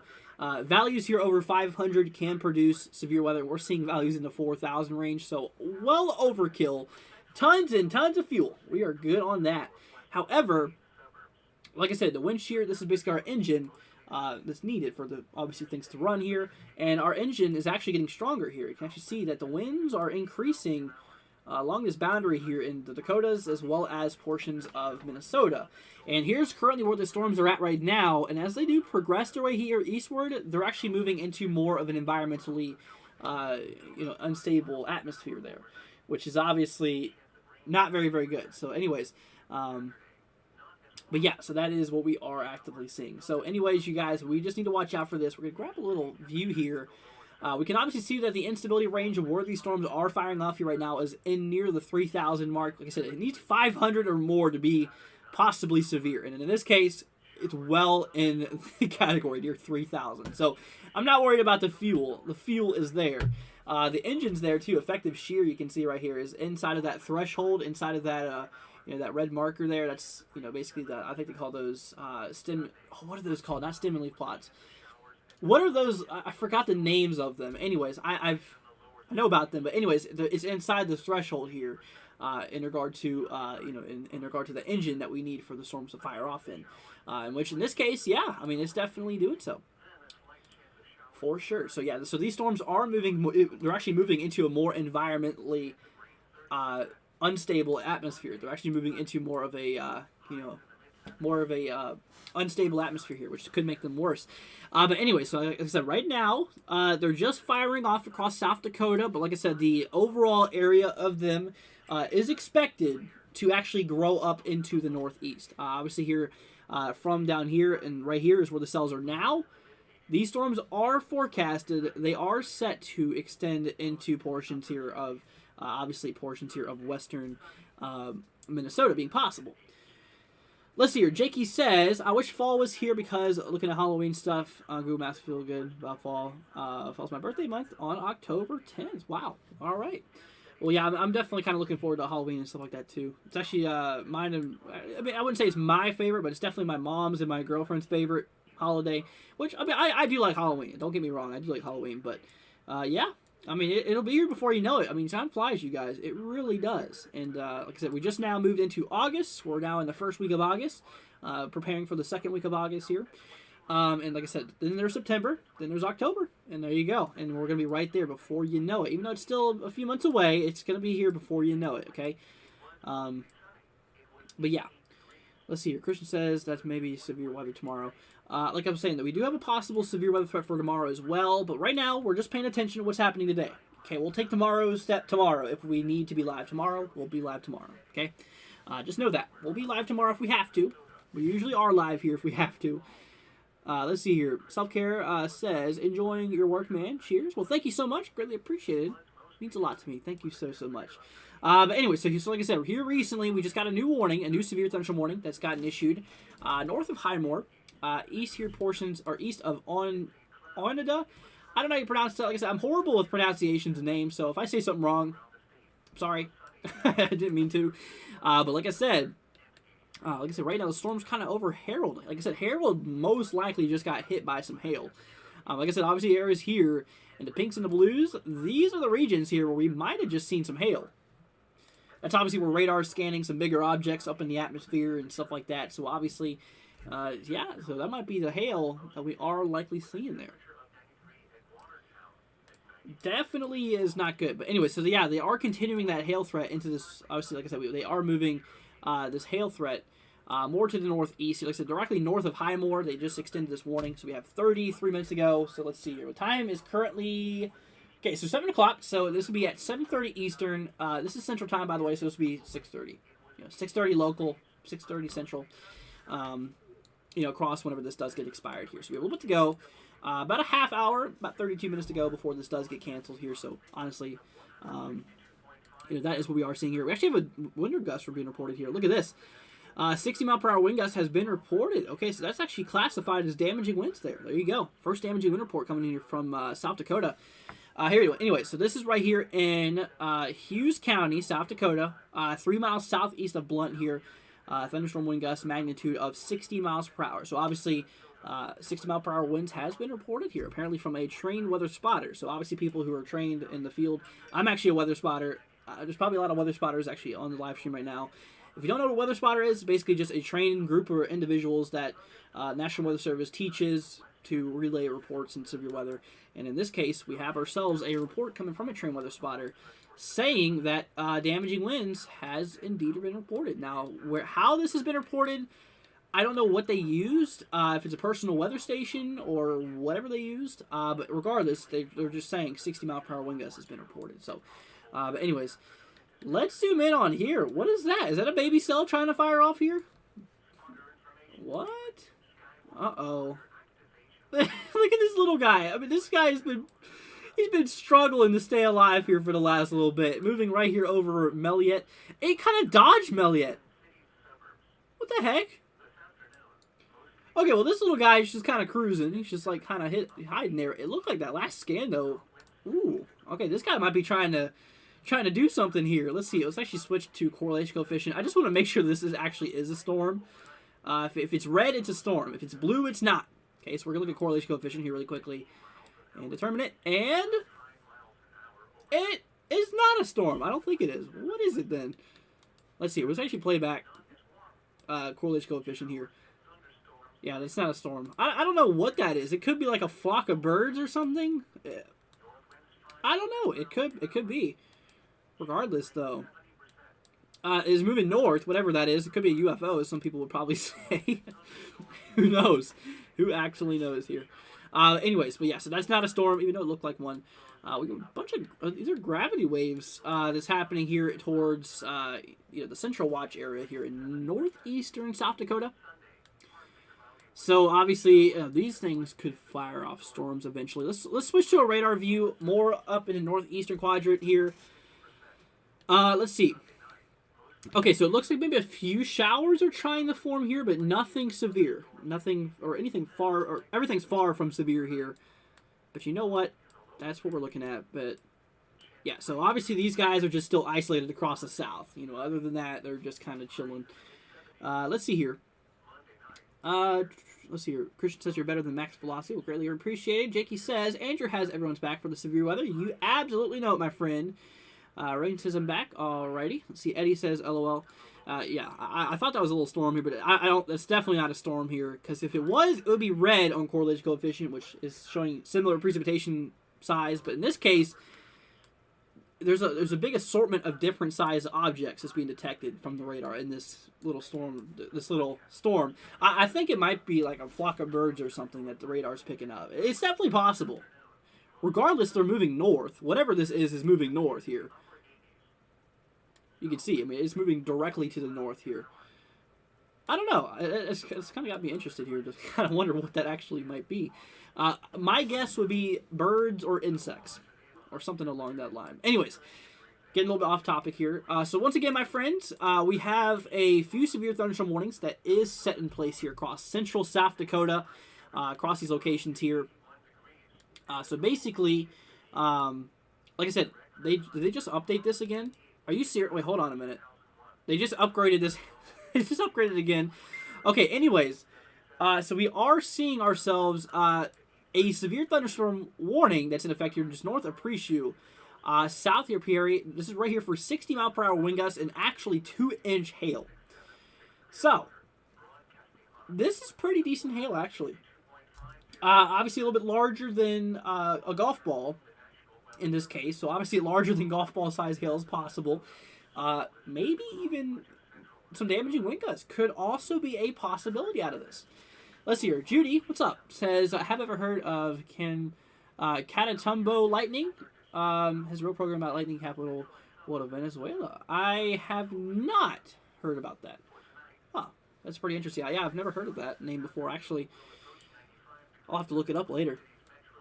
But anyway, so yeah, then just northeast of that towards Highmore and obviously towards Harold and stuff like that. We have ourselves 2 other warnings in effect here for, kind of $half size hail to ping pong ball size hail, from $half to ping pong ball size hail being possible. And obviously some damaging wind gusts up to 60 miles per hour being possible. And like I said, the most likely area that's seeing hail right now is across this location right here. Like I said, once you start to see those pinks and those purples start to pull up here, that's when we start to see some bigger ice crystals that the radar is scanning. So obviously, that just throws up that potential there. But anyways, let's see here. Christian says, that's baby rain shower. It was hail. No, I don't think that was anything rain. I think that was just, like I said, I think that was literally just a flock of birds or something that the radar was picking up there. But anyways, guys, like I said, if you're just now joining us, hope you're doing great here. So here in a few minutes, I'm going to go ahead and tell you we're going to be heading on break here in a few minutes. Because I'm going to go eat dinner really quickly, or eat lunch for dinner. I haven't ate really anything today, so we're going to be taking a few-minute break here in a few minutes. Not right now, but when we do, I'll let you guys know. Just giving you a little heads up now that we are going to be going break here soon. Let's see, is this heading towards Minneapolis? No, this is not heading towards Minneapolis here, at least for today. This is not expected to be anything severe today and across Minneapolis. However, tomorrow, it's a possibility that this could throw some strong to severe storms maybe across the Minneapolis region here for tomorrow. It's a possibility. I wouldn't say it's likely. I'd say it's a possible scenario that could happen. But yeah, so that's kind of what we are watching. Like I said, the main concern here is for the areas here in South and North Dakota, obviously here western and northern portions of Minnesota for today. Minneapolis, I wouldn't worry about these right now. You should be relatively okay, my friend. But guys, thank you all for joining us today. Greatly appreciate it. If you are new to the channel, consider hitting that subscribe button. Be greatly appreciated. Leave a like if you guys are enjoying the live stream. I'm not telling you guys to do it. I'm just saying, please consider it. Be greatly appreciated. Obviously, you know that we're here for you.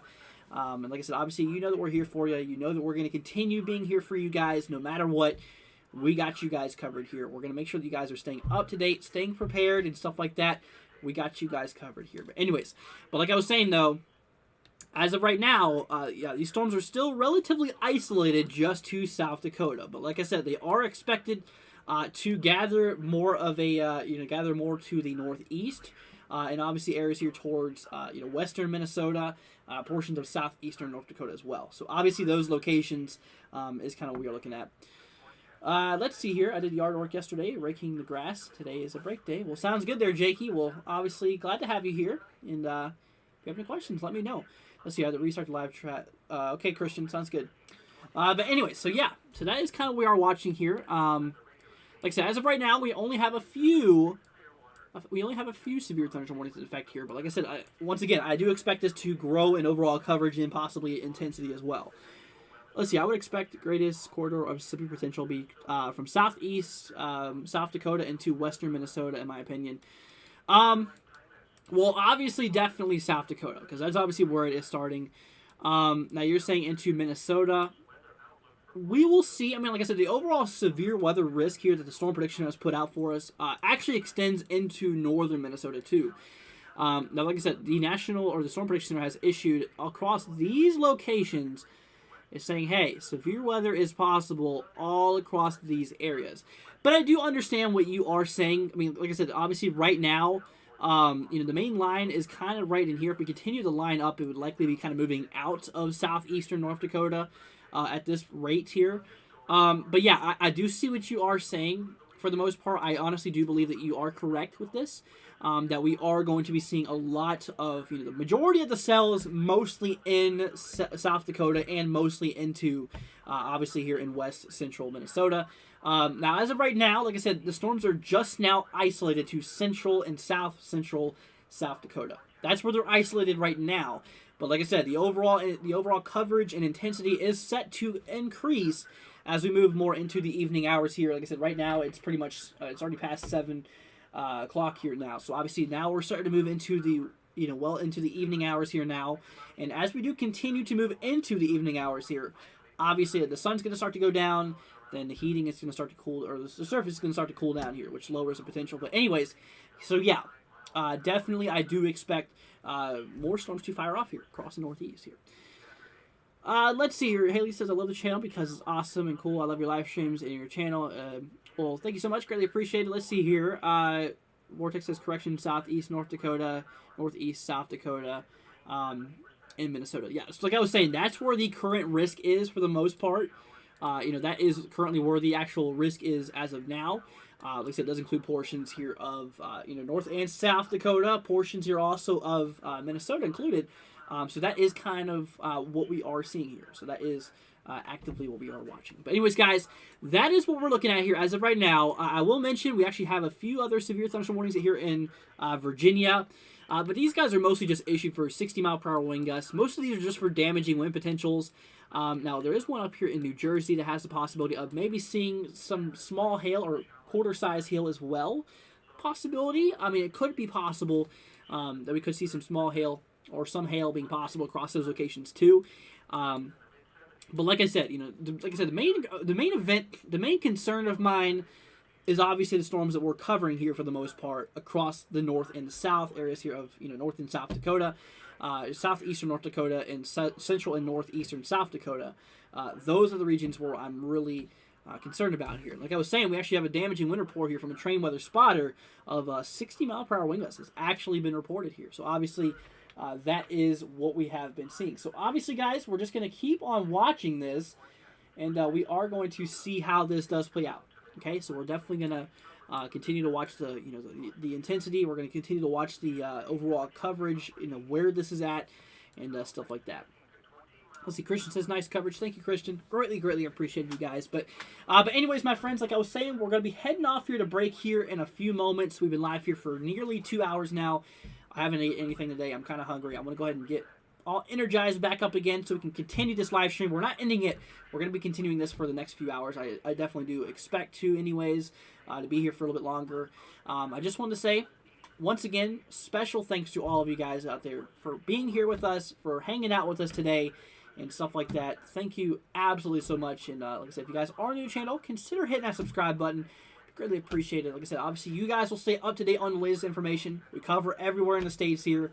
And obviously, like I said, the more people subscribe, the more that YouTube's going to start pushing out our videos. And obviously, the more that happens, the more potential lives we could save here in the long run. That's obviously our main goal here. So, like I said, if you guys are on your channel, consider it. I'm not forcing you to. I'm just saying, think about it. And, it's entirely up to you. So, once again, thank you guys for being here. Appreciate all of the support here. But anyways, like I said, in a few minutes, we're going to be heading off here for break, and then we'll come back after that. But yeah, so that is what we are seeing here. And like I said a little bit ago, guys, we were actually seeing a tornado warning that was in effect here just northeast of Denver. This was, I think, about an hour or so ago. There actually has been a land spout tornado that has actually been reported here northeast of Denver, which is actually kind of interesting here. But anyways, like I said, the main concern, we're not expecting any tornadoes today. We're not expecting tornadoes to happen, which is obviously some great news. Like I said, the main concern today is hail and damaging winds. Actually, both kind of tied into each other across portions of these locations here. So obviously, like I said, we can actually see some large hail definitely being possible today. I mean, definitely is a big possibility. We could see some large hail for today. So we'll continue watching it. We'll see how this does play out here. But anyways, that is what we are looking at. But guys, I think I'm going to go ahead and head on to break here. For now, I'm probably going to be back here around 2 o'clock. Or sorry, not 2 o'clock in the morning. What was I saying? We'll probably be back here around 7:30, maybe between 7:30 and 7:45 Eastern Time, 6:30, 6:45 Central Time for the people in the time zones. Haley says, thank you for being live for us today. You're very, very welcome, Haley. That's what I'm here for, guys. I want you all to be prepared. We're probably going to be live tomorrow. Depends on what happens here, but we'll see how that all goes out. But yeah, so we are going to head on the break here. I'm going to grab something to eat really quickly. Kind of getting hungry. I recommend you guys do the same. Go get yourself something to eat and stuff like that. Be back here, like I said, obviously at 7:30, 7:45 Eastern, and 6:30 to 6:45 Central. We should be back somewhere around that time. But guys, thank you so much. Eddie says, do your thing, dude. I will. and we'll be back here relatively soon. But thank you guys for being here. Greatly appreciated. And we are going to continue the coverage here in a little bit. But guys, thank you for joining us, and we'll be back here momentarily. The current time is 6:12 p.m. Central Daylight Time. Now here is the hazardous weather outlook for portions of central and southern Minnesota and west central Wisconsin. For tonight, heat index values this afternoon will approach 95 degrees in the Twin Cities metro area and 100 degrees in west central Minnesota. Thunderstorms are expected tonight from west central through central Minnesota. Some heavy downpours will be possible with a low threat for severe weather.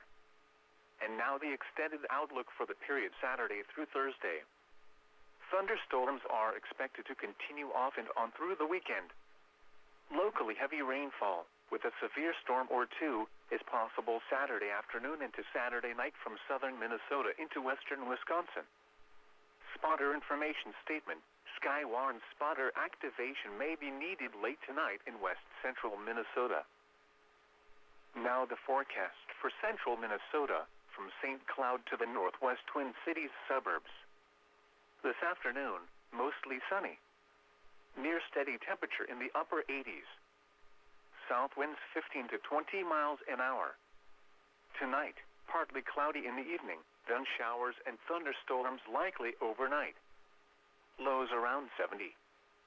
South winds 10 to 15 miles an hour, decreasing to around 5 miles an hour overnight. Chance of rain 70%. Saturday, not as warm. Showers and thunderstorms likely. Near steady temperature in the lower 70s. North winds 5 to 10 miles an hour. Chance of rain 70%. Saturday night, cooler. Showers and thunderstorms likely in the evening, then a chance of showers and thunderstorms overnight. Lows in the upper 50s.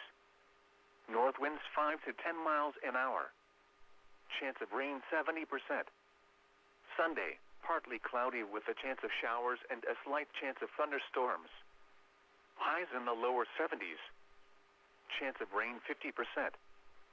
Sunday night, mostly clear. A chance of showers and a slight chance of thunderstorms in the evening, then a slight chance of showers overnight. Lows in the lower 50s. Chance of rain 30%. Monday, sunny. Highs in the mid-70s. Monday night, clear. Lows in the mid-50s. Tuesday, sunny. Highs in the lower 80s. Tuesday night, clear. Lows in the lower 60s. Wednesday, sunny. Highs in the mid-80s. Wednesday night, clear. Lows in the upper 50s. Thursday, sunny. Highs in the mid-80s. Again, the forecast for central Minnesota, from St. Cloud to the northwest Twin Cities suburbs for this afternoon, mostly sunny. Near steady temperature in the upper 80s. South winds 15 to 20 miles an hour. This is weather radio station WNG 676 Clearwater, broadcasting on a frequency of 162.50 megahertz. We broadcast from the National Weather Service Forecast Office in Chanhassen, Minnesota, serving listeners across much of central Minnesota.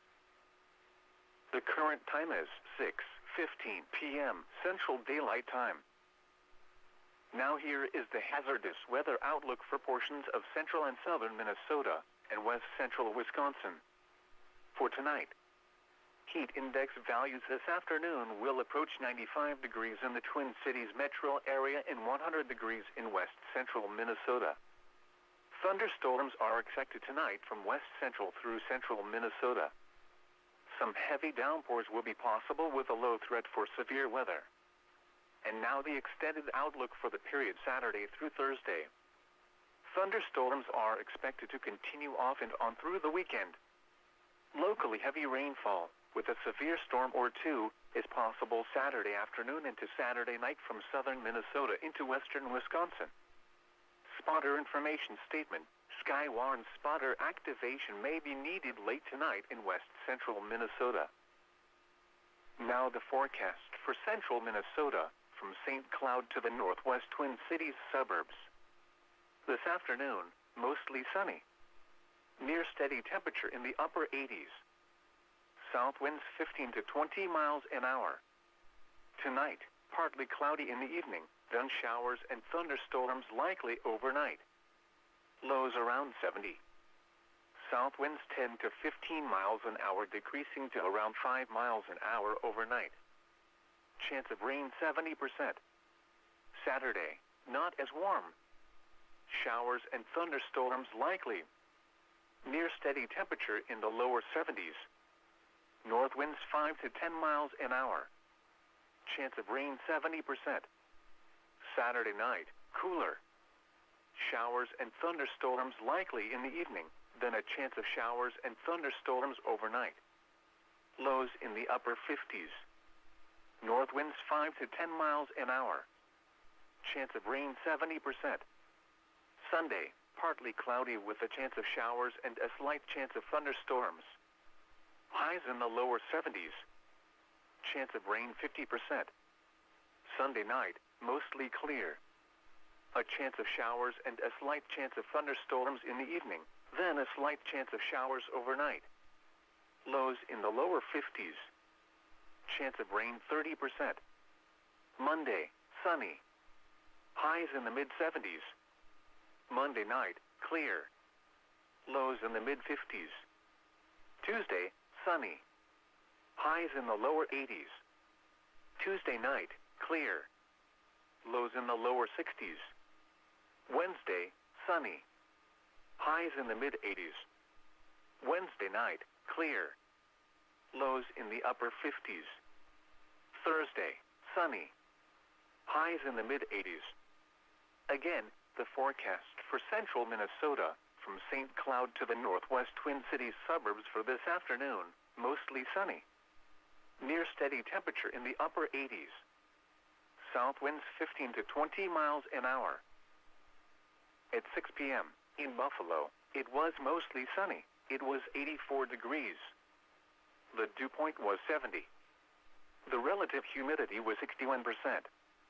The wind was south at 8 miles an hour. The pressure was 29.90 inches and rising. In Maple Lake, it was mostly sunny. It was 84 degrees. The dew point was 66. The relative humidity was 54%. The wind was calm. The pressure was 29.91 inches and rising. Elsewhere across central Minnesota, at Little Falls, rain was falling with a temperature of 82. It was mostly sunny, with a temperature of 88 at the Twin Cities, 88 at Crystal, 90 at Blaine, 90 at Litchfield, and 87 at Hutchinson. It was partly sunny, with a temperature of 85 at St. Cloud, and 88 at Princeton. Around the state, it was sunny, with a temperature of 80 at Rochester, and 86 at Mankato. At Brainerd, it was mostly sunny, with a temperature of 87. At Duluth, it was partly sunny, with a temperature of 82. At International Falls, it was cloudy, with a temperature of 78. In the eastern Dakotas, at Watertown, it was sunny, with a temperature of 92. At Sioux Falls, it was mostly sunny, with a temperature of 94. At Grand Forks, it was partly sunny, with a temperature of 86. At Fargo, it was cloudy, with a temperature of 89. Once again at 6 p.m., in Buffalo, it was 84 degrees, under mostly sunny skies. And in Maple Lake, it was 84 degrees, under mostly sunny skies. The St. Cloud, Minnesota Climate Summary is of 4 p.m., August 5th, 2022. So far today the high temperature has been 89 degrees and the low 62 degrees. No precipitation has fallen. No snow has fallen. The normal high temperature for tomorrow is 81 degrees, and the normal low is 58. The record high for tomorrow is 98, which occurred in 2001, and the record low is 41, which occurred in 1977. Sunset tonight is at 8:39 p.m. Sunrise tomorrow is at 6:06 a.m. This is weather radio station WMG676 Clearwater, broadcasting on a frequency of 162.50 megahertz. We broadcast from the National Weather Service Forecast Office in Chanhassen, Minnesota, serving listeners across much of central Minnesota. The current time is 6:22 p.m. Central Daylight Time. Now here is the hazardous weather outlook for portions of central and southern Minnesota and west central Wisconsin. For tonight, heat index values this afternoon will approach 95 degrees in the Twin Cities metro area and 100 degrees in west central Minnesota. Thunderstorms are expected tonight from west central through central Minnesota. Some heavy downpours will be possible with a low threat for severe weather. And now the extended outlook for the period Saturday through Thursday. Thunderstorms are expected to continue off and on through the weekend. Locally heavy rainfall, with a severe storm or two, is possible Saturday afternoon into Saturday night from southern Minnesota into western Wisconsin. Spotter information statement. Sky warns spotter activation may be needed late tonight in west central Minnesota. Now the forecast for central Minnesota, from St. Cloud to the northwest Twin Cities suburbs. This afternoon, mostly sunny. Near steady temperature in the upper 80s. South winds 15 to 20 miles an hour. Tonight, partly cloudy in the evening, then showers and thunderstorms likely overnight. Lows around 70. South winds 10 to 15 miles an hour, decreasing to around 5 miles an hour overnight. Chance of rain 70%. Saturday, not as warm.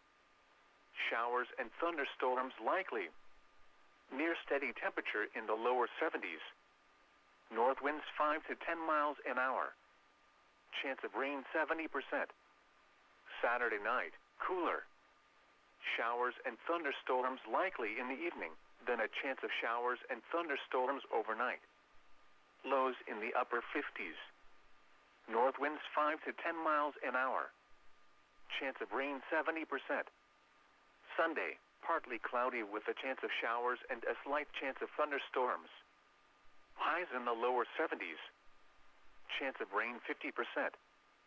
Sunday night, mostly clear. A chance of showers and a slight chance of thunderstorms in the evening, then a slight chance of showers overnight. Lows in the lower 50s. Chance of rain 30%. Monday, sunny. Highs in the mid-70s. Monday night, clear. Lows in the mid-50s. Tuesday, sunny. Highs in the lower 80s. Tuesday night, clear. Lows in the lower 60s. Wednesday, sunny. Highs in the mid-80s. Wednesday night, clear. Lows in the upper 50s. Thursday, sunny. Highs in the mid-80s. Again, the forecast for central Minnesota, from St. Cloud to the northwest Twin Cities suburbs for this afternoon, mostly sunny. Near steady temperature in the upper 80s. South winds 15 to 20 miles an hour. At 6 p.m., in Buffalo, it was mostly sunny. It was 84 degrees. The dew point was 70. The relative humidity was 61%. The wind was south at 8 miles an hour. The pressure was 29.90 inches and rising.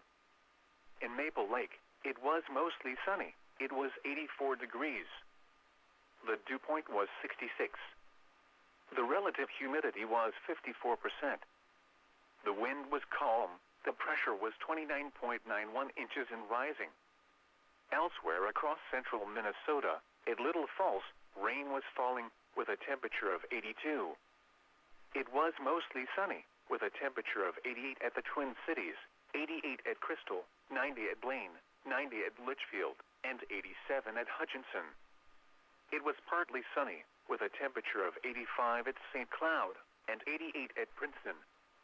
Around the state, it was sunny, with a temperature of 80 at Rochester, and 86 at Mankato. At Brainerd, it was mostly sunny, with a temperature of 87. At Duluth, it was partly sunny, with a temperature of 82. At International Falls, it was cloudy, with a temperature of 78.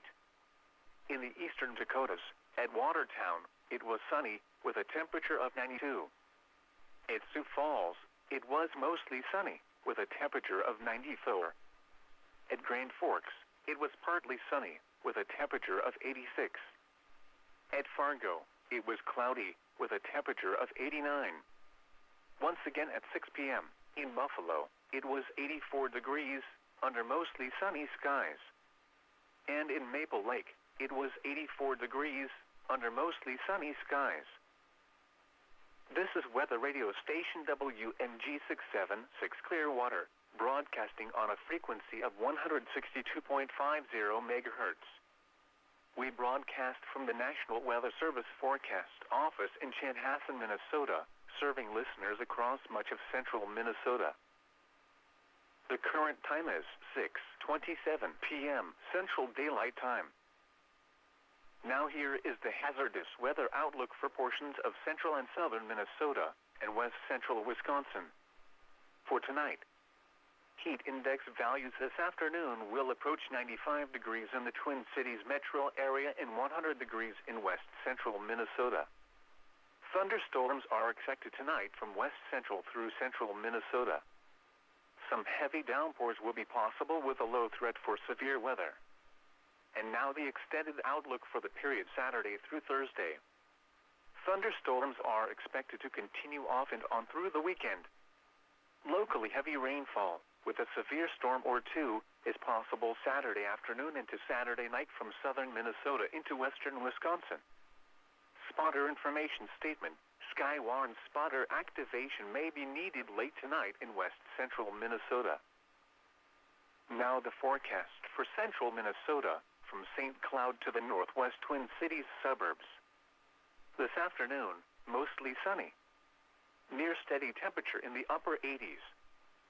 South winds 15 to 20 miles an hour. Tonight, partly cloudy in the evening, then showers and thunderstorms likely overnight. Lows around 70.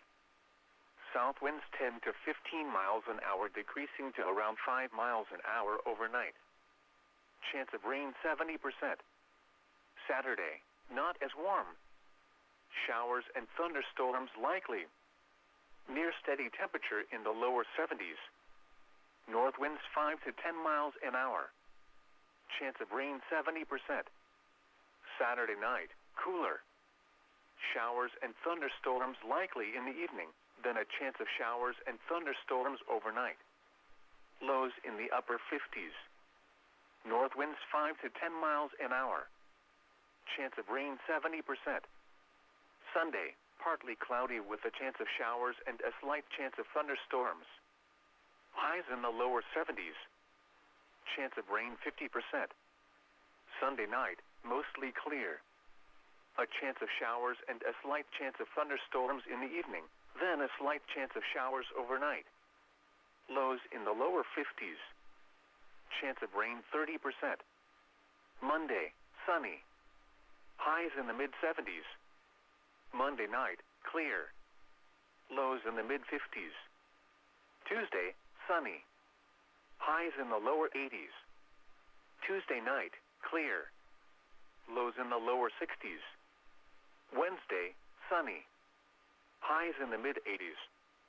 Wednesday night, clear. Lows in the upper 50s. Thursday, sunny. Highs in the mid-80s. Again, the forecast for central Minnesota, from St. Cloud to the northwest Twin Cities suburbs for this afternoon, mostly sunny. Near steady temperature in the upper 80s. South winds 15 to 20 miles an hour. At 6 p.m., in Buffalo, it was mostly sunny. It was 84 degrees. The dew point was 70. The relative humidity was 61%. The wind was south at 8 miles an hour. The pressure was 29.90 inches and rising. In Maple Lake, it was mostly sunny. It was 84 degrees. The dew point was 66. The relative humidity was 54%. The wind was calm. The pressure was 29.91 inches and rising. Elsewhere across central Minnesota, at Little Falls, rain was falling, with a temperature of 82. It was mostly sunny, with a temperature of 88 at the Twin Cities, 88 at Crystal, 90 at Blaine, 90 at Litchfield, and 87 at Hutchinson. It was partly sunny, with a temperature of 85 at St. Cloud, and 88 at Princeton. Around the state, it was sunny, with a temperature of 80 at Rochester, and 86 at Mankato. At Brainerd, it was mostly sunny, with a temperature of 87. At Duluth, it was partly sunny, with a temperature of 82. At International Falls, it was cloudy, with a temperature of 78. In the eastern Dakotas, at Watertown, it was sunny, with a temperature of 92. At Sioux Falls, it was mostly sunny, with a temperature of 94. At Grand Forks, it was partly sunny, with a temperature of 86. At Fargo, it was cloudy, with a temperature of 89. Once again at 6 p.m., in Buffalo, it was 84 degrees, under mostly sunny skies. And in Maple Lake, it was 84 degrees, under mostly sunny skies. This is Weather Radio Station WNG676 Clearwater, broadcasting on a frequency of 162.50 megahertz.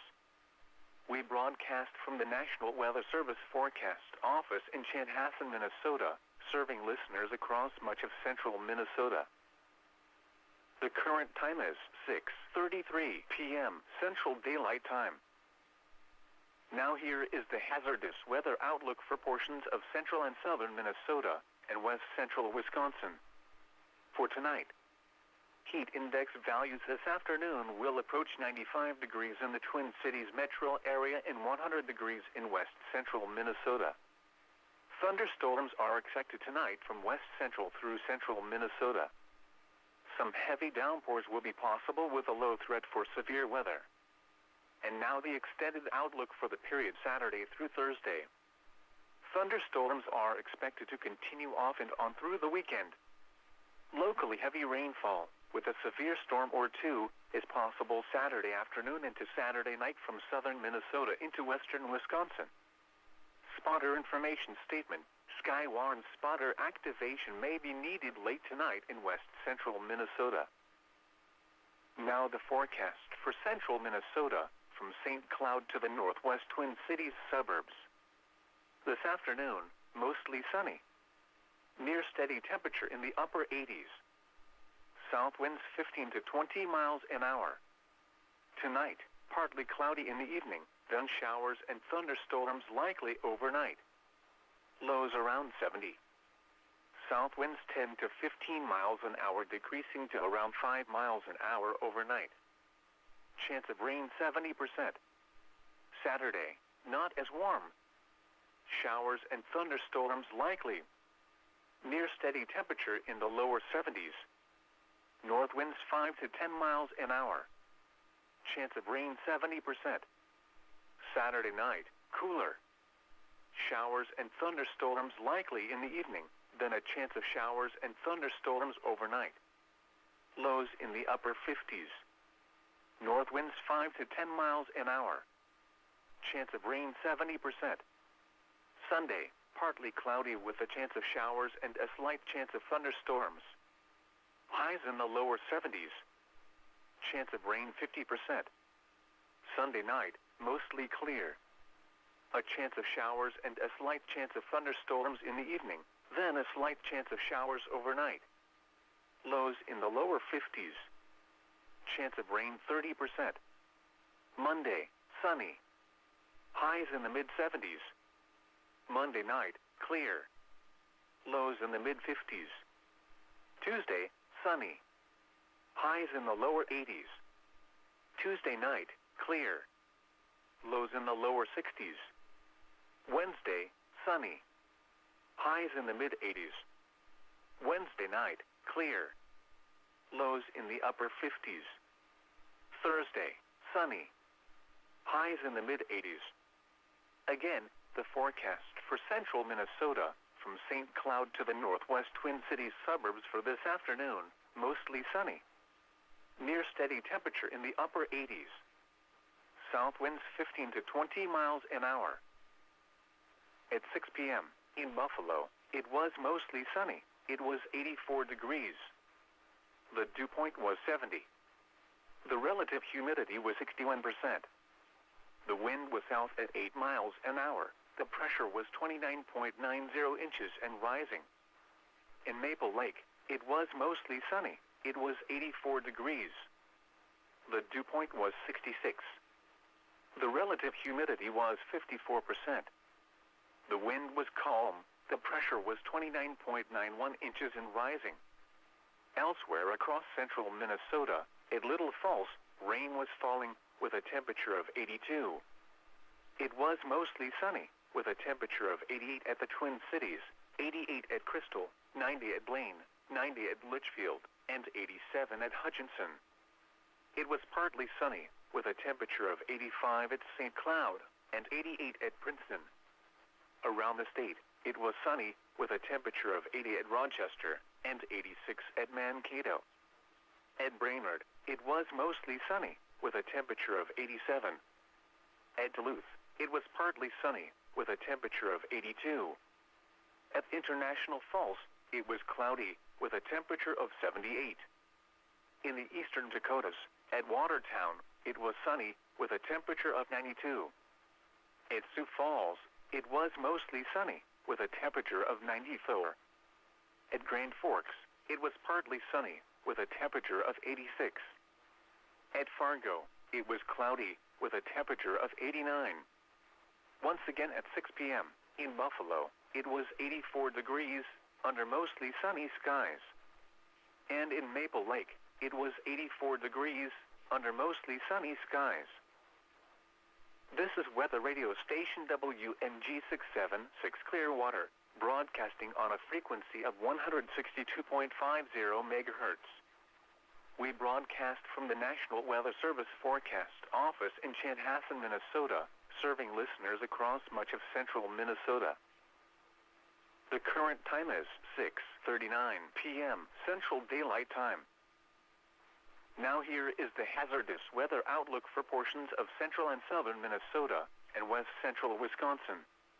For tonight, heat index values this afternoon will approach 95 degrees in the Twin Cities metro area and 100 degrees in west central Minnesota. Thunderstorms are expected tonight from west central through central Minnesota. Some heavy downpours will be possible with a low threat for severe weather. And now the extended outlook for the period Saturday through Thursday. Thunderstorms are expected to continue off and on through the weekend. Locally heavy rainfall with a severe storm or two is possible Saturday afternoon into Saturday night from southern Minnesota into western Wisconsin. Spotter information statement. Skywarn spotter activation may be needed late tonight in west central Minnesota. Now the forecast for central Minnesota from St. Cloud to the northwest Twin Cities suburbs. This afternoon, mostly sunny. Near steady temperature in the upper 80s. South winds 15 to 20 miles an hour.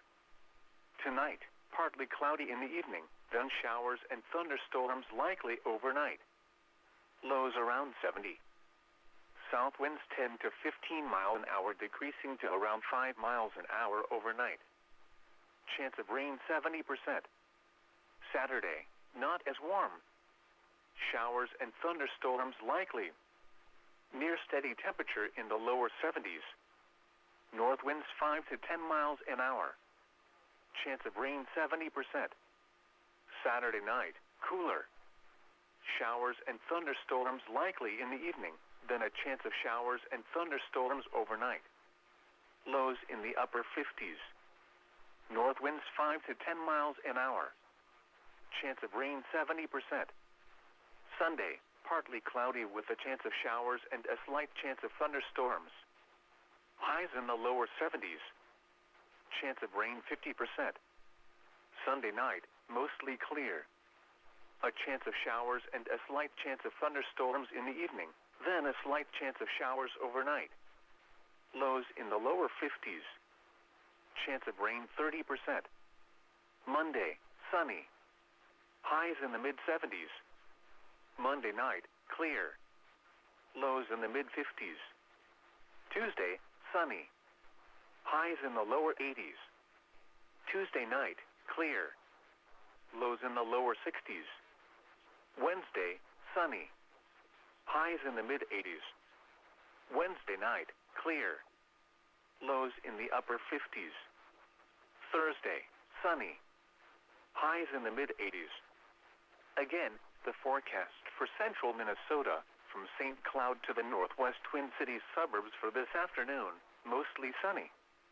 Near steady temperature in the upper 80s. South winds 15 to 20 miles an hour. At 6 p.m. in Buffalo, it was mostly sunny. It was 84 degrees. The dew point was 70. The relative humidity was 61%. The wind was south at 8 miles an hour. The pressure was 29.90 inches and rising. In Maple Lake, it was mostly sunny. It was 84 degrees. The dew point was 66. The relative humidity was 54%. The pressure was 29.91 inches and rising. Elsewhere across central Minnesota, at Little Falls, rain was falling with a temperature of 82. Alrighty, guys, we are back here, and I have finished eating.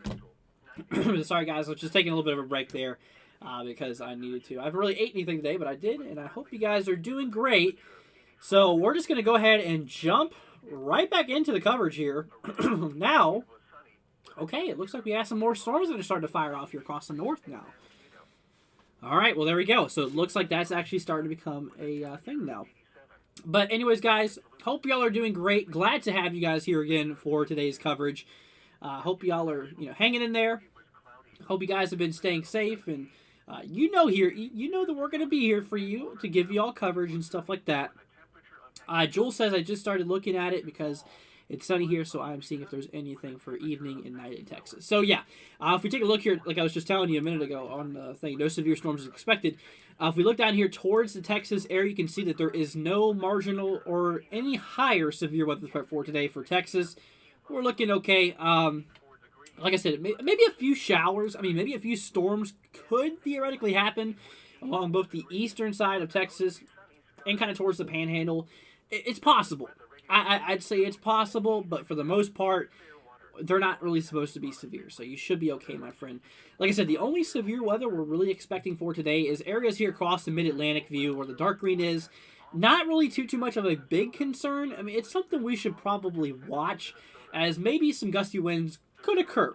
Gusty winds out of these storms could happen, but like I said, the main concern that we're watching for is actually the severe weather that's expected across these areas here in South Dakota, portions here of southeastern North Dakota, as well as even along portions here of west central portions here in Minnesota.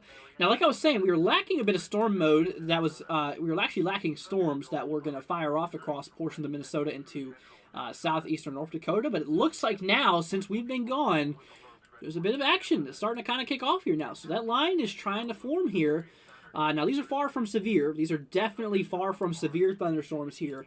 But obviously, this might be something that we need to watch down the line, as maybe eventually this things could go severe warned, as we are in that severe thunderstorm watch across this yellow shaded color. We're going to turn off the outlook here for real quick.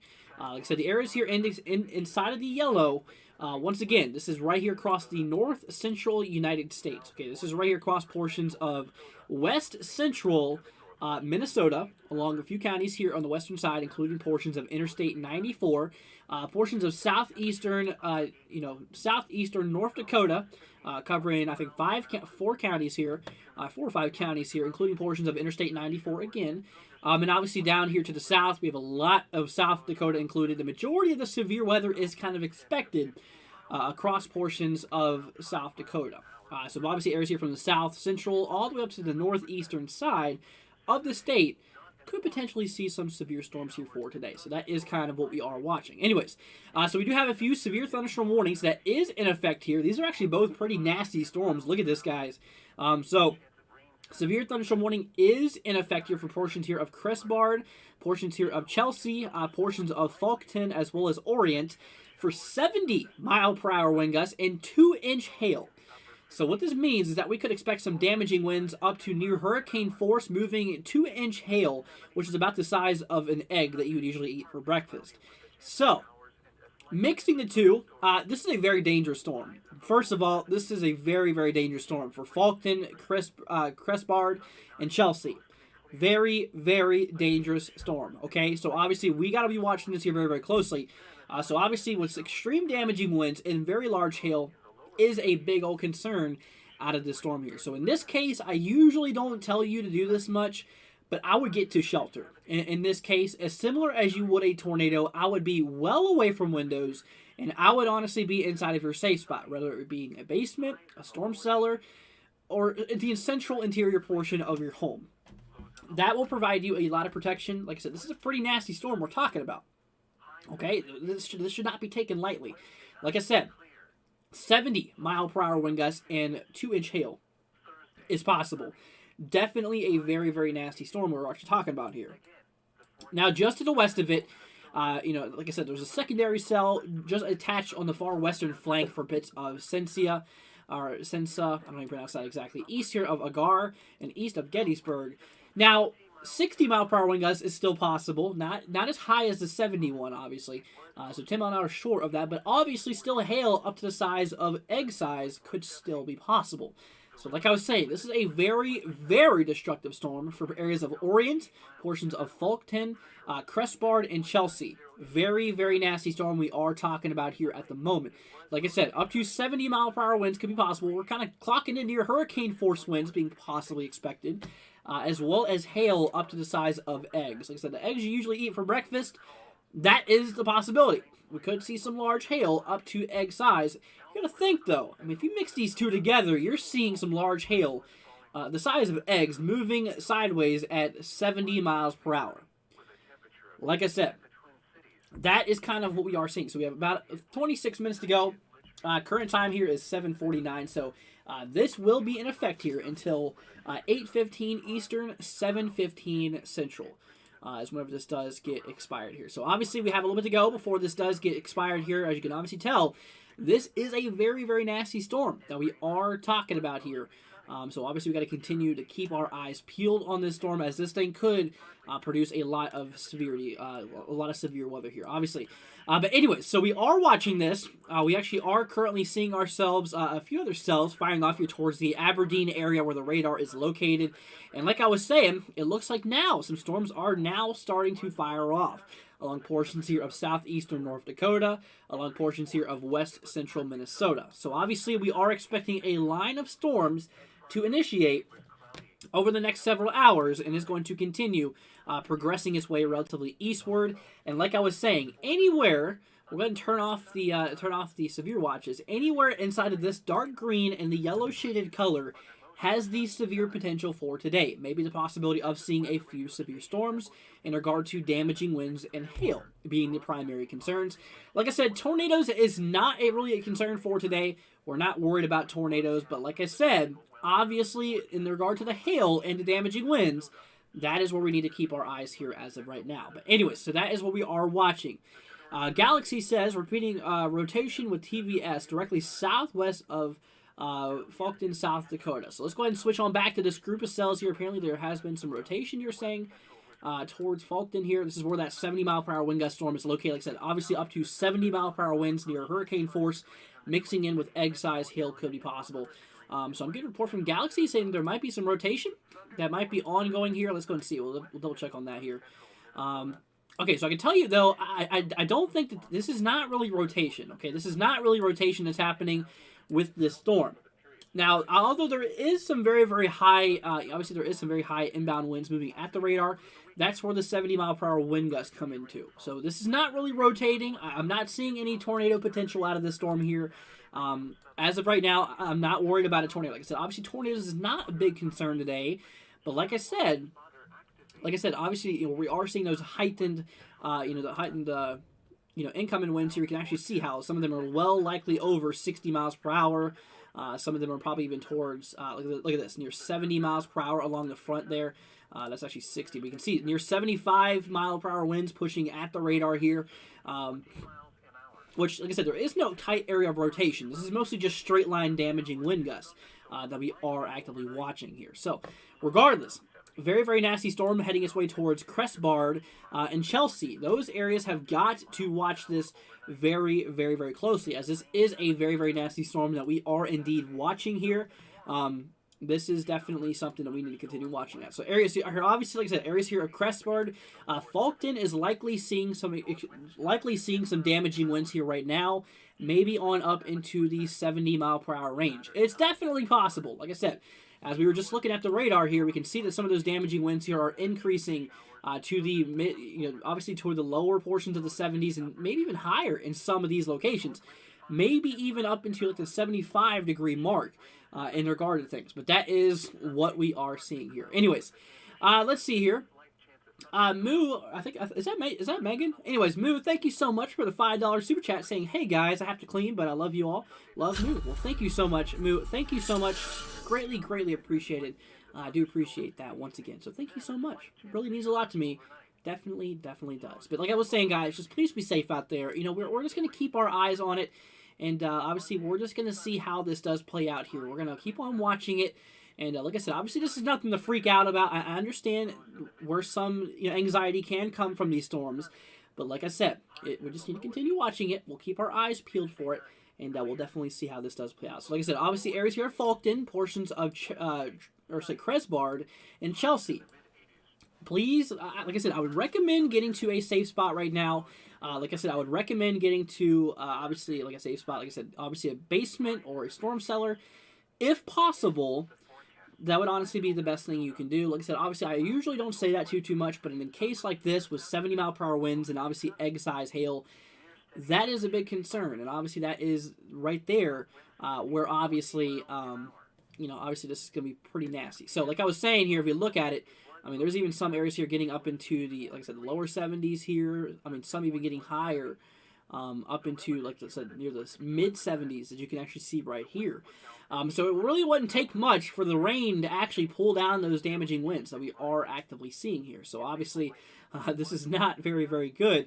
And actually, this is very, very, very, very bad here. So obviously, stay safe there, my friends. Like I said, obviously, you're Crestbard and portions of Chelsea. Please, please, please consider watching this storm very, very closely. You need to be inside at this moment because obviously this is a very, very serious situation that we are actively talking about here. So, but yeah, so we also do have ourselves a few other severe thunderstorm warnings just to the south here. To start to fire off here towards portions of Preshu along interstate portions of Interstate 90 here. So that is actively what we are talking about. I'm going to switch back to reflectivity scan here.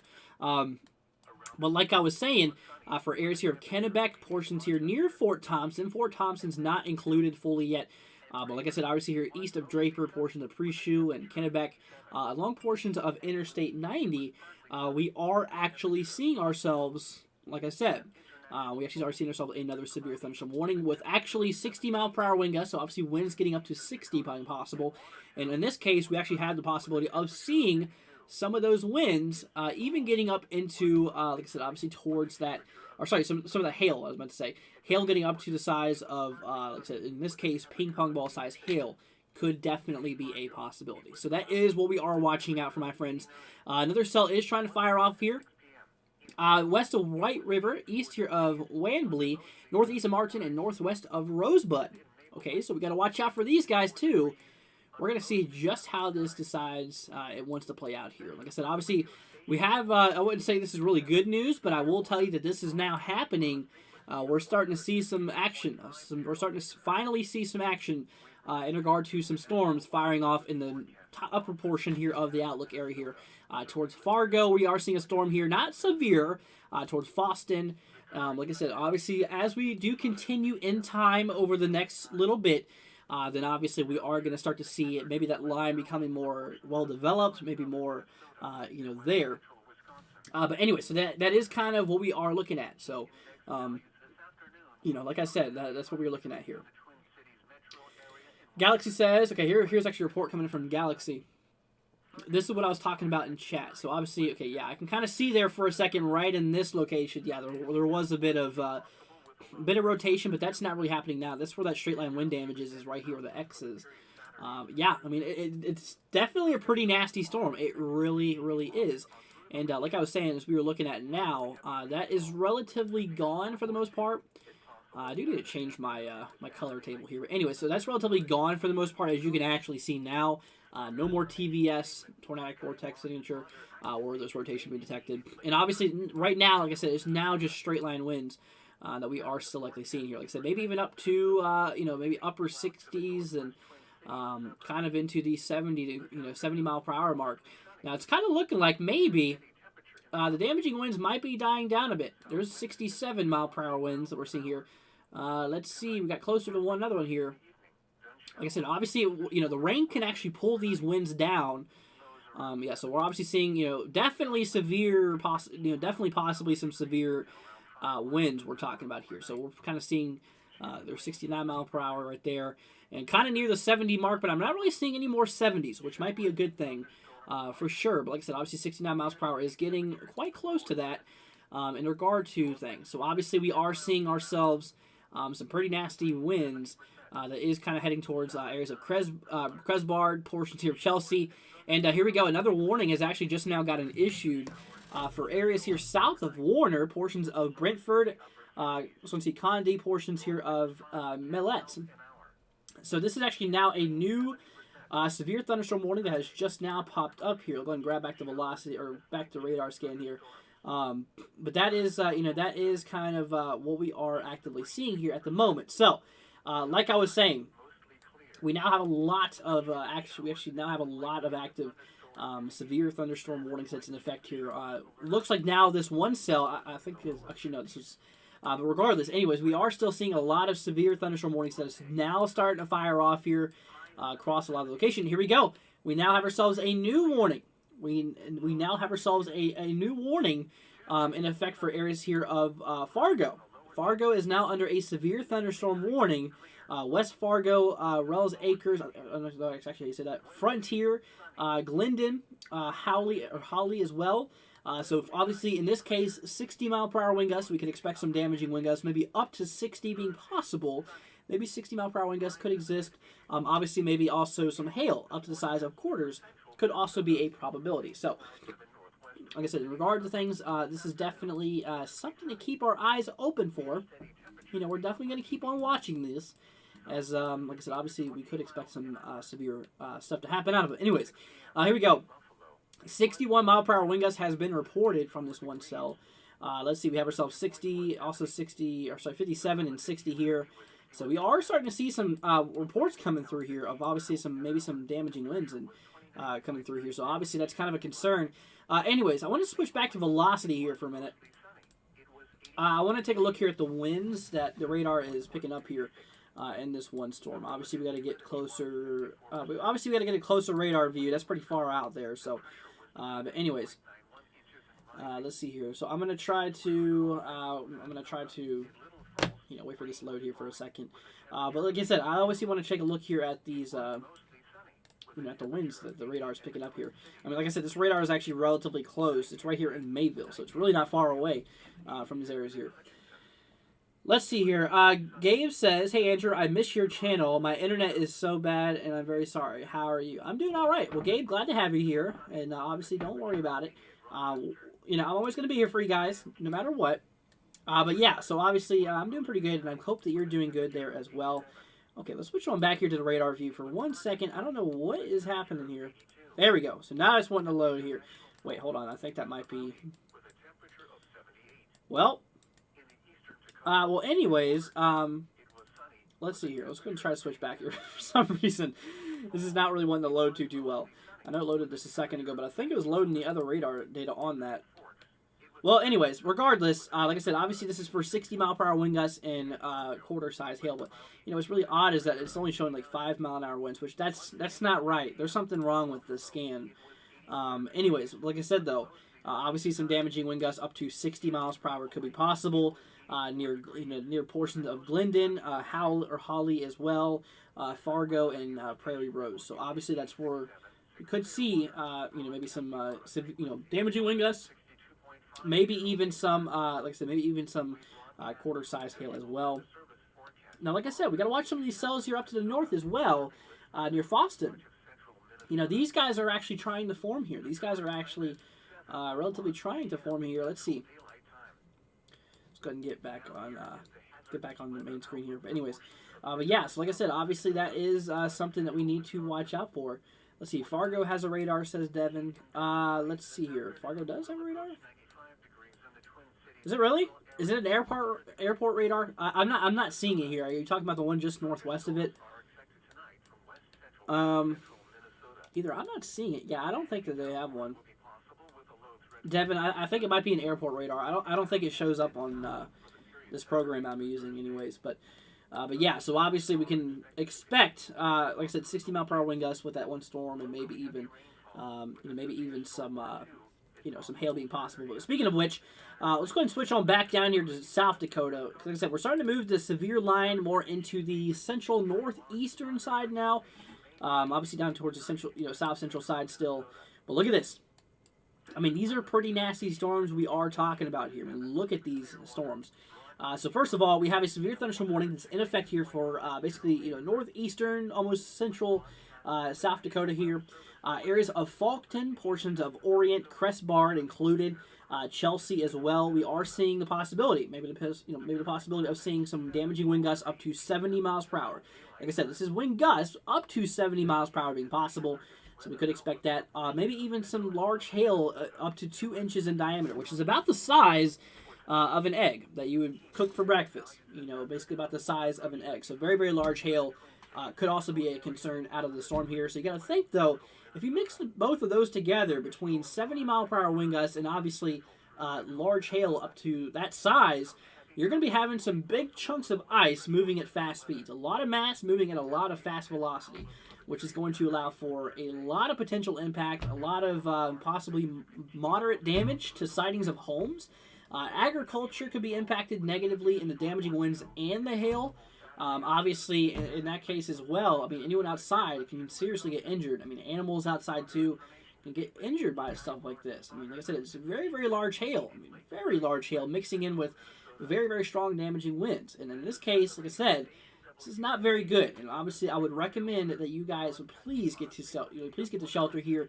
I mean, this could also do big toll on vehicles, big toll on houses. I mean, roofs, sidings. This could even hurt trees. I mean, endless possibilities with this stuff. And like I was saying, this is a pretty nasty storm here. Now, like I said, just northeast of that, we have another similar storm. A little bit smaller hail, but obviously the damaging winds up to 70 miles per hour still continues. This includes portions here south of Warner, portions for Brentford, as well as Condi. So that is what we are seeing here. That is actively what we are looking at here as of right now. Wow. Okay, so here comes wow, this is beautiful. Here comes a report coming in here from Devin. This was actually reported by, or uploaded by Lori Grace. Look at this. Wow, that is beautiful. That is absolutely beautiful there. So that just kind of shows you, some people might think that that's fake. That's actually real. This is what we call a shelf cloud. You got the whale's mouth under here. That turquoise hue that you see is actually the refraction from the sunlight hitting hail and stuff like that, causing the beam to scatter all over the place. And so in this case, yeah, I mean, there's likely some hail with this storm here that we are seeing there. That's what the turquoise hue usually means. If you see turquoise in a storm, maybe there's some hail with it. That's kind of what that means there. And then obviously towards the evening hours, as we are seeing now, obviously the sun on the one side. This is beautiful. Absolutely beautiful. It just kind of goes to show you just how beautiful and ugly nature can be. I mean, in this case, absolutely gorgeous. So once again, thank you for reporting that there, Devin. I greatly appreciate it. And honestly, probably something similar is what you are seeing with these active storms right here. Like I said, for these 70-mile-per-hour wind gust storms and obviously the hail, like I said, there's likely some turquoise hue that's going on with these guys as well. As like I said, that's usually very, very common when you do have hail. Is like I said, light obviously hits those hailstones and causes it to refract and everything like that, and obviously reflect all the beams, and it goes all over the place, which is pretty cool. But anyways, like I said, absolutely beautiful. And like I said, we just got to be safe out there today. We just got to make sure that we are prepared and make sure we are ready for these storms to hit. Because like I said, these are going to be some pretty nasty storms here for today. Like I said, obviously in this case, maybe some damaging wind gusts up to near hurricane force could be possible. Maybe even some large hail. up to maybe even tennis ball size at maximum could be large. Now, they have the threshold lower than tennis ball size hail, but compared to what we've seen so far, the atmosphere has been very brutal and actually showing some very, very large hail regardless. So I'd say at maximum the size of a tennis ball. Absolute maximum. But regardless, large hail and extreme damaging winds is going to be a likely suspect with these storms here. So just please be safe out there. And like I said, if you have any questions, my friend, please let me know. It's what we're here for. I want you guys to be safe. I want you guys to be prepared and stuff like that. So, you know that we're here for you. You know that we are definitely going to continue to be here for you. And if you have any questions, like I said, just let us know. And we'll definitely get there for you. Anyways, so we have ourselves a severe thunderstorm warning that is in effect here for portions of central South Dakota. For portions here of Preshoe, this is basically east of Draper. We actually have some damaging winds coming through here. Reports of semi-jack knifed on southbound US 83 from strong winds. So obviously, so those strong winds can cause a big concern here. We are seeing some some damaging winds there with that storm. So obviously, like I said, Preshoe, along portions of Interstate 90, likely maybe even seeing some hail right now too along Interstate 90. So expect some travel delays, expect some disruptions and stuff across the location there. Now, as you move up to the north now, kind of more towards the central and almost northeastern side of the region here, for areas here of Sensa, we are seeing another severe thunderstorm warning that is in effect here for 60-mile-per-hour wind gusts and egg-size hail. So very, very large hail and damaging winds is expected out of that. Then just a little bit to the east here for kind of the same cell for areas here of Faulkton, portions here of Crestbard included. This is a region where we are actually seeing, like I said, obviously some damaging winds and near hurricane force winds, and in this case, even some large hail as well. Now, like I said, just south of Warner, areas here towards Brentford and near Condi, another warning is in place for, once again, near hurricane force winds, and in this case also a little bit lower hail, but still very, very damaging hail is still expected out of this, maybe even up to ping pong ball size. Okay, and the last warning we have here is across portions here of Fargo, like I said, directly south of Felton, north here of Sabin, for areas of Glendon, portions of Howley, Prairie Rose included, so definitely quite nasty. But anyway, so that is kind of what we're looking at in regard to the active warnings that's going on here across the region, so definitely we got to keep an eye out for it. We're going to turn back on the watches here. And like I said, the areas here inside of this yellow shaded color, across portions of west central Minnesota, pretty much southeastern North Dakota, and a lot of south central, and northeastern South Dakota. We have ourselves a severe thunderstorm watch that is in effect here until midnight Central Time. So that is kind of what we are seeing here. So we have until midnight Central Time, 10 o'clock Pacific, 11 o'clock Mountain, or midnight Central, and 1 o'clock in the morning on the Eastern Time Zone. So a little bit to go before this does get canceled here. But so that is kind of what we are watching. That is what we are seeing here. We just got a new warning in effect here for portions here east of Roscoe. Crestbard is still continuing a severe thunderstorm warning in effect here. IPS, which, however you pronounce that, Ipswich, I think that's how you pronounce that. But regardless, we are actually seeing ourselves a new warning that's in place here for 50 more minutes. This will have until 9 o'clock Eastern, until 8 o'clock Central. So that is what we are watching for. So, but anyways, guys, just please be safe out there, and we're gonna be here for you guys. Here comes another report from Devin. Look at this. Looks like on an airline, obviously. Southwest Airline, cool double rainbow this evening on the way to DC. Wow, absolutely beautiful. So there you go. Beautiful views there from the sky. Well, thank you for reporting that there once again, there, Devin. Greatly appreciated. But so that is what we are seeing, guys. That is what we are looking at, and like I said, just please be safe out there. And if you have any questions, you guys, let me know. So like I said, we have a lot of pretty nasty storms that's actually happening here with very large hail and, like I said, extreme damaging winds. That is likely happening here with a lot of these storms across portions of North and South Dakota, as well as portions of west central Minnesota. So obviously, pretty nasty, very, very nasty storms we're talking about here. So just please keep your eyes peeled for that. Let's see what's going on down here. Apparently there's been a funnel cloud. Let's see, when was this? Okay, this was obviously a little bit ago. Let's see here. Public pictures of funnel cloud seen west of Crystal River, reported by broadcast media. So apparently a funnel cloud has been reported here in Florida. This is north of Tampa. Wow, right here just in the kind of the Bay Area here towards Spring Hill. That's pretty interesting though. Regardless, wow, that's actually pretty crazy. Let's see, we have ourselves two other warnings we're going to take a look at really quickly. One here in southeastern Pennsylvania, towards York here. This is for 60-mile-per-hour wind gusts and penny-sized hail for areas of Hallam, or Halem. Portions here of Red Line included, obviously here in East Prospect as well. 33 minutes ago, I believe until, I think that's 8:45 Eastern. Then another warning here, and let's see. And near Manchester, I think this is in...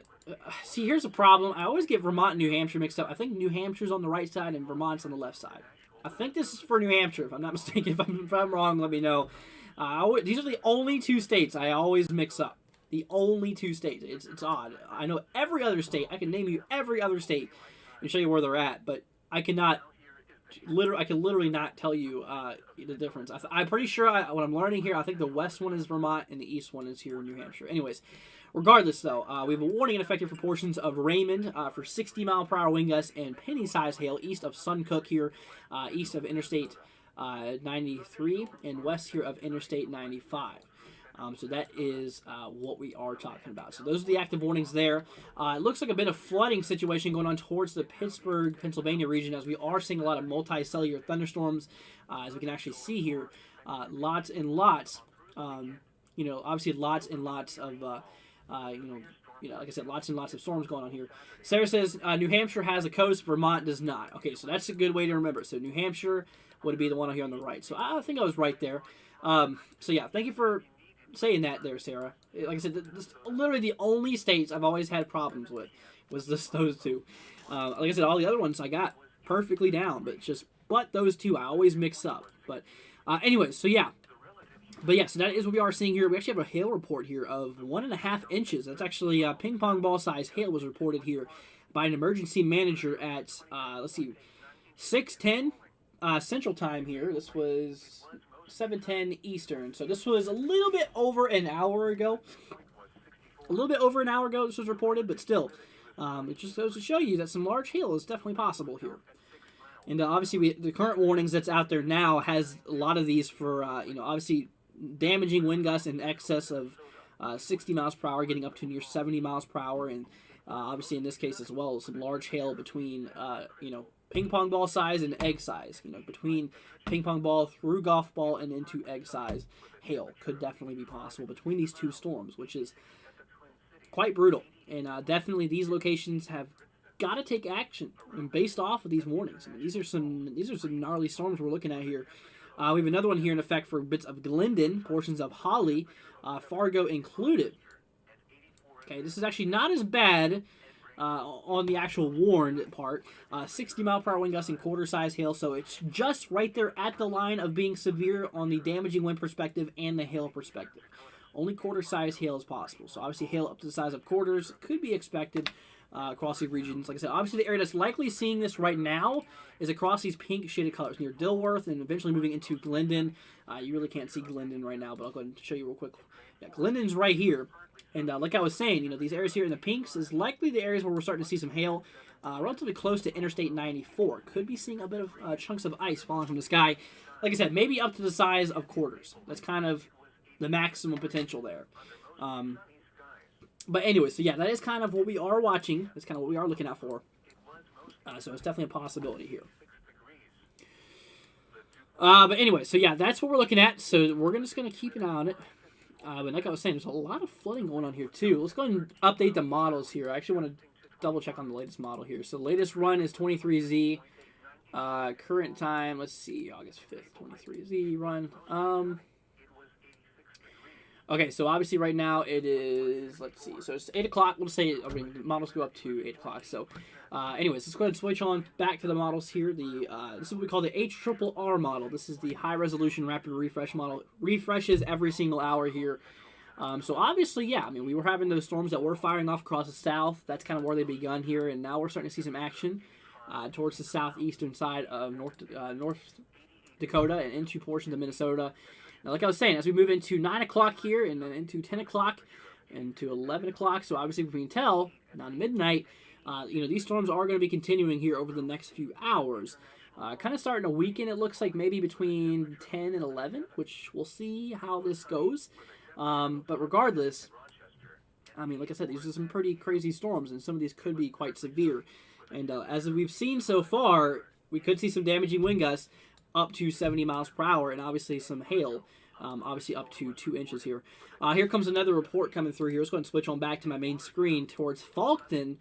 We actually have a hail report up basically near an inch. Let's see here, dime to nickel size hail, and wind gusts of around 50 miles per hour was reported here at let's see, Falkton here in Falk County, South Dakota. This was right here at 4:50 p.m. Pacific, so 6:50 Central, 7:50 Eastern. So this was about 27 minutes ago, nearly a half hour ago. This was reported here. But anyways, so yeah, there has been some hail that's been reported. And like I said, obviously this is moving.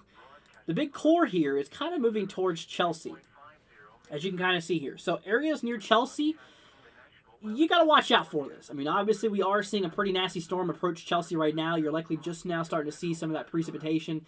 But like I said, it's probably going to get worse here as this storm continues on a northeasterly trajectory.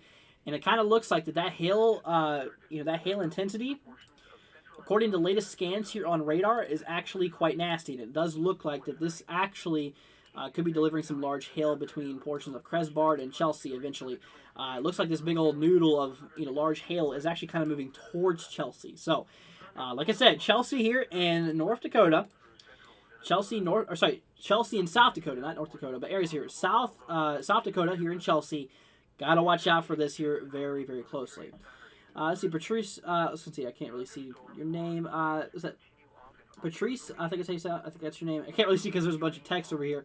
Says, hi, what's up, Patrice? Hope you're doing all right. Hope you're doing all right, my friend. Glad to have all of you guys here. But so like I was saying, guys, that is kind of what we are seeing. A lot of these storms is warned for 70 mile per hour winds, and obviously in this case, some large hail between ping pong ball size hail and up to egg size hail. It's pretty large hail, definitely for sure.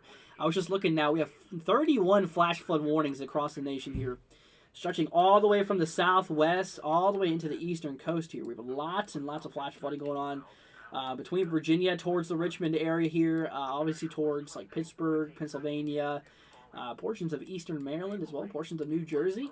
Yeah, so a lot of these storms today is actually causing a lot of flash flooding, a lot of excessive rainfall in a short amount of time, which is actually allowing for, obviously, lots of rising of water in creeks and streams and roadways to really, really, really shoot straight up. I mean, honestly, it's kind of crazy there. But anyway, so yeah, so that is that's kind of a concern on its own too, is the flooding.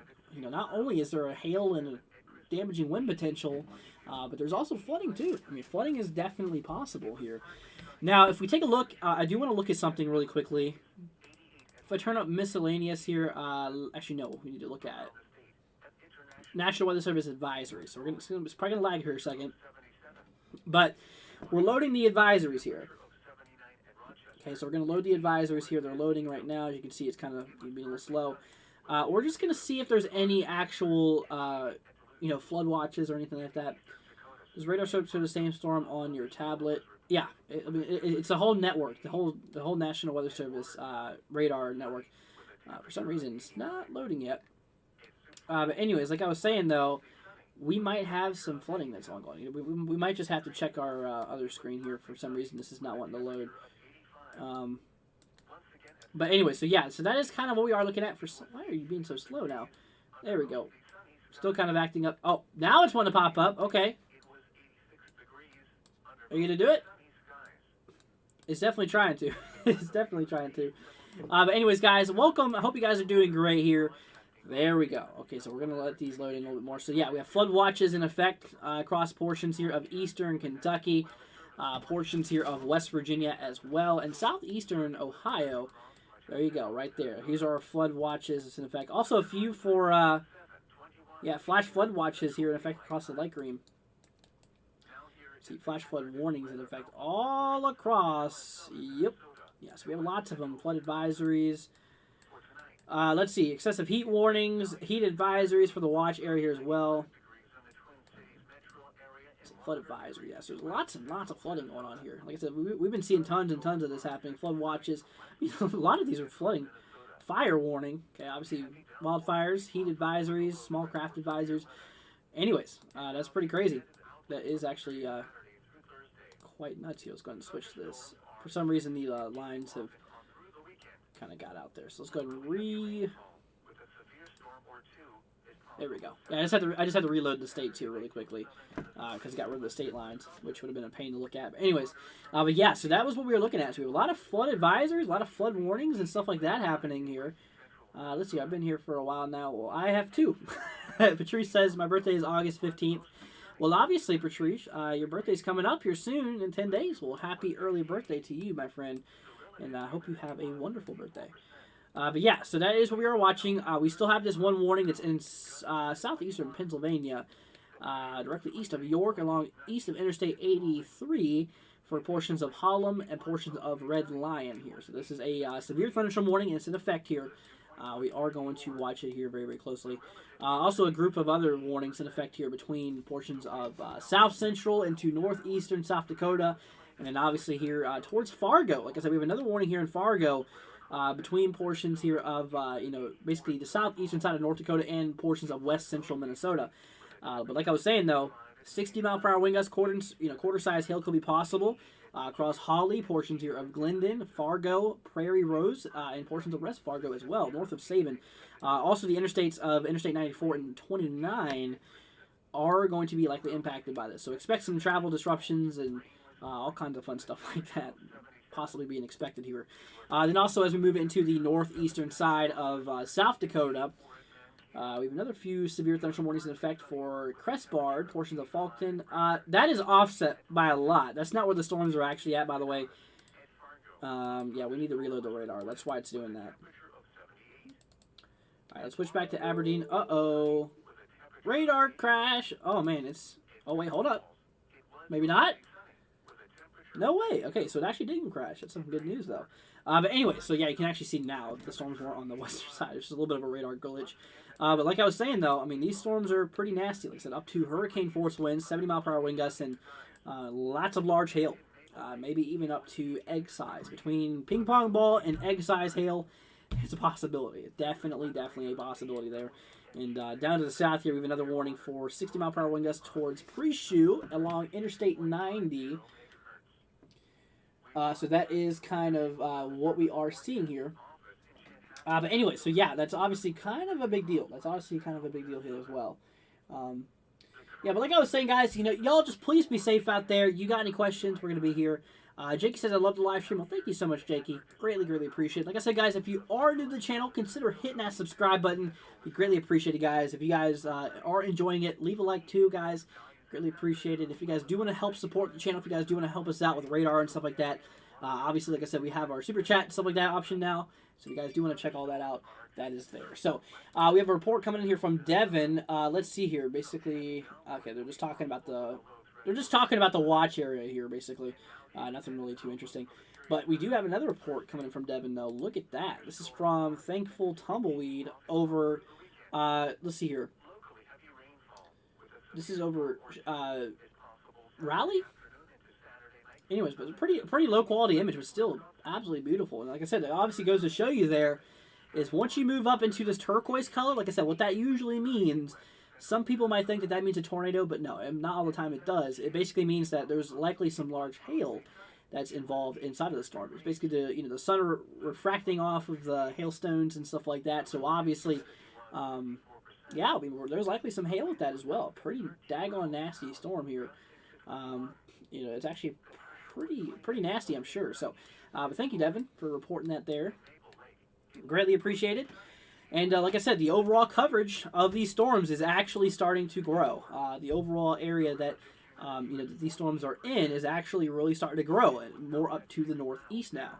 And like I said, that was expected. It was a little bit late to the show across the northeast, but like I said, that line is now becoming a little bit more developed here. And it's going to possibly continue over the next few hours, tracking its way relatively to the east here. So we're definitely just going to continue watching that. But yeah, but that is, that is what we are seeing here. That is indeed what we are looking at. So, but like I said, guys, if you know anyone across these locations, let them know. Like I said, obviously let them know what's happening here. Give them a heads up. Tell them, hey, okay, obviously some pretty decent severe weather is possible here. And like I was saying, in this case, we're seeing some wind gusts get up to near hurricane force. And obviously included with some large hail as well, which is nuts. Absolutely nuts. So like I said, in regard to hail and in regard to damaging winds, it's crazy. It's actually really, really crazy. So, but guys, just please, I mean, seriously, please be safe out there. Yeah, like I said, obviously that's what we're here for, is to give you guys updates and stuff like that. So areas here towards, like obviously now we're in South Dakota, by the way. So obviously, like I said, areas towards Pre-Shoe along portions of Interstate 90. We have ourselves a severe thunderstorm warning that is in effect here for 60-mile-per-hour wind gusts and actually ping pong ball size hail. We are probably seeing some hail across this pink shaded color here. We just got a wind gust report coming through here. We'll look at that here in a second. Along portions of Interstate 90. So this is likely where we are seeing maybe some hail falling on the interstate system, which is obviously not good. Anyways, let's go and see here. We have ourselves, what? A 75-mile-per-hour wind gust here.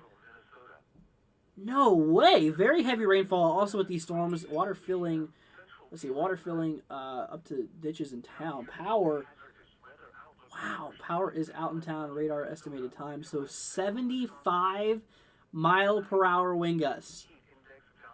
75-mile-an-hour wind gusts. You know, guys, that is actually hurricane force. It has to be 75 or higher to be classified as a hurricane. And you know what? That's hurricane force winds we're seeing here, my friends. Wow, that is nuts. All right, well, anyways, let's see how, let's take a look at velocity. I just want to check. I want to check the flow in the storm here. Let's see, we're actually going to play this to the latest scan there. Okay, there we go. So obviously, okay, new flash flood warnings in effect here. That is nuts. Was that 5 o'clock Pacific, 6 o'clock Central? So this was about 20 minutes ago. Actually about 30 minutes ago. So this is about half hour ago. But regardless, that's pretty nuts here. All right, I'll tell you what. We're gonna switch down though. We're gonna switch to a different radar. Let's see. Where's the closest radar here in South Central? I think we might already be on the closest radar, if I'm not mistaken. Or either I'm blind, one of the two. But regardless, I mean, that's pretty nuts. That's pretty nuts here. So like I said, 75-mile-per-hour winds have been reported here. Let's see here. Yeah, here we go. This is also coming in from Devon as well. A hail report of golf ball size has been reported here 7 miles south of Brentwood Colony, South Dakota. 6:40 local time, or LT. So this was South Dakota's in Central Time Zone. So this is at 7:40. Right now it is. That's a little bit ago. But look at this. Train Weather Spotter reported obviously golf ball size hail, and in this case they also reported 70 to 80 mile per hour winds too. Which I'm definitely glad I went live. 100%. Looks like we have a hail report coming from Fargo too. 1-inch hail. So quarter-size hail has been reported here in Fargo. So like I said, obviously quarter-size hail. I'm sure you guys know what a quarter looks like near Glendon, right here near Fargo. Let's see here. This is in Clay County, Minnesota, 2 miles east of Moorhead. Train Weather Spotter has reported 1-inch hail. This was at 5:15 Pacific, so 6:15 Central, 7:15 Eastern. So this was obviously also a little bit ago. But still, I mean, it's So obviously we have some hail being reported here. I just can't get over that 75-mile-per-hour wind gust. That's actually quite nuts. I'm not gonna lie with you. That's actually quite nasty. But anyway, so yeah, we saw that one warning. We're watching in southeastern Pennsylvania. Had 14 minutes to go until 8:45 p.m. Eastern Daylight Time. East of York, east of Loganville for areas here of Red Line and East Prospect, west of Columbia, west of Willow Street. So obviously, yeah. So that is, obviously this is a pretty nasty storm we are actually looking at here. So, but yeah, so that is what we are looking. Like I said, obviously for 60-mile-per-hour wind gusts and penny-sized hail. So hail is not a big concern. It's only the gusty winds that's possible out of that. That's really all that's warned for. Is potentially gusty winds here. Yeah. So like I was saying, a lot of these guys are for, okay, they just downgraded some of them. This guy for Cresbard got downgraded from 70-mile-per-hour winds to now 60-mile-per-hour winds. But obviously the hail of 2 inches is still a likely scenario here. Also, east of Fargo, too, like this one we have. This is actually for hail and damaging wind possibilities. So, obviously, between the two, definitely. Let's see here. How long is the storm going to, or how long is the storm going to weaken? What are you talking about, Chris? Well, here's the thing. Like I said, what the models were showing is kind of these storms starting to downgrade, starting to kind of go on the outflow, kind of starting to die out. Kind of around, it was talking around 11 o'clock Eastern, which would have been 10 o'clock Central.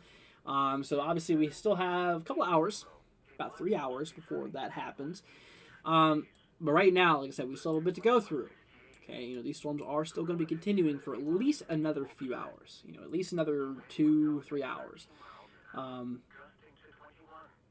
Just got a report 3 people have died after a lightning strikes near the White House. I just now see that here on Twitter. I'm getting reports saying that 3 people have died from a lightning strike near the White House today.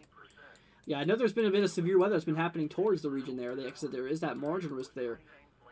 Wow. That's crazy. Okay. Yeah, it looks like a lot of that activity, though, across the Mid-Atlantic is definitely dying down, though, which is obviously great news. Obviously, we don't want to deal with that.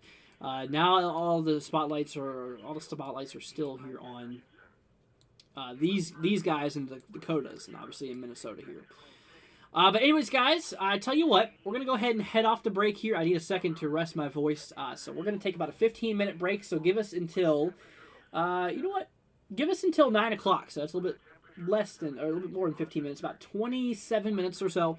I'm going to take a little bit of a break. So guys, go ahead and, Chris says that was yesterday. It's pretty crazy. But anyway, so obviously, in regard to things, so guys, just hang tight here for a little bit. I'm just going to take a little bit of a break. If you are new to the channel, consider hitting that subscribe button. Be greatly appreciated, you guys. Appreciate all of the support regardless. Thank you all for being here. Like I said, if you guys do want to help out the channel, like I said, we obviously do have our super chat option now. Obviously, if you guys do want to use that, it is right there. You see a little $sign icon down there next to the chat bar. That's if you guys do want to check all that out. At least I'm not forcing you guys to do so. I'm just saying if you guys would like to help us out, with like radar expenses and stuff like that, it'd be greatly appreciated. But guys, thank you for being here. Appreciate all your support. We'll be back here in about a little bit less than a half hour, so give us until 9 o'clock Eastern or 8 o'clock Central, and we will be back. All right, guys. Be right back here in a little bit. Take care, you guys, and stay safe out there. Office in Chanhassen, Minnesota, serving listeners across much of central Minnesota. The current time is 7:34 p.m. Central Daylight Time. Now here is the hazardous weather outlook for portions of central and southern Minnesota and west central Wisconsin. For tonight, heat index values this afternoon will approach 95 degrees in the Twin Cities metro area and 100 degrees in west central Minnesota. Thunderstorms are expected tonight from west central through central Minnesota. Some heavy downpours will be possible with a low threat for severe weather. And now the extended outlook for the period Saturday through Thursday. Thunderstorms are expected to continue off and on through the weekend. Locally heavy rainfall, with a severe storm or two, is possible Saturday afternoon into Saturday night from southern Minnesota into western Wisconsin. Spotter information statement. Skywarn spotter activation may be needed late tonight in west central Minnesota. At 7 p.m. in Buffalo, it was mostly sunny. It was 86 degrees. The dew point was 68. The relative humidity was 54%. The wind was south at 13 miles an hour, gusting to 21. The pressure was 29.89 inches and falling. In Maple Lake, it was mostly sunny. It was 86 degrees. The dew point was 64. The relative humidity was 48%. The wind was south at 6 miles an hour. The pressure was 29.90 inches and falling. Elsewhere across central Minnesota, it was 84 at Little Falls.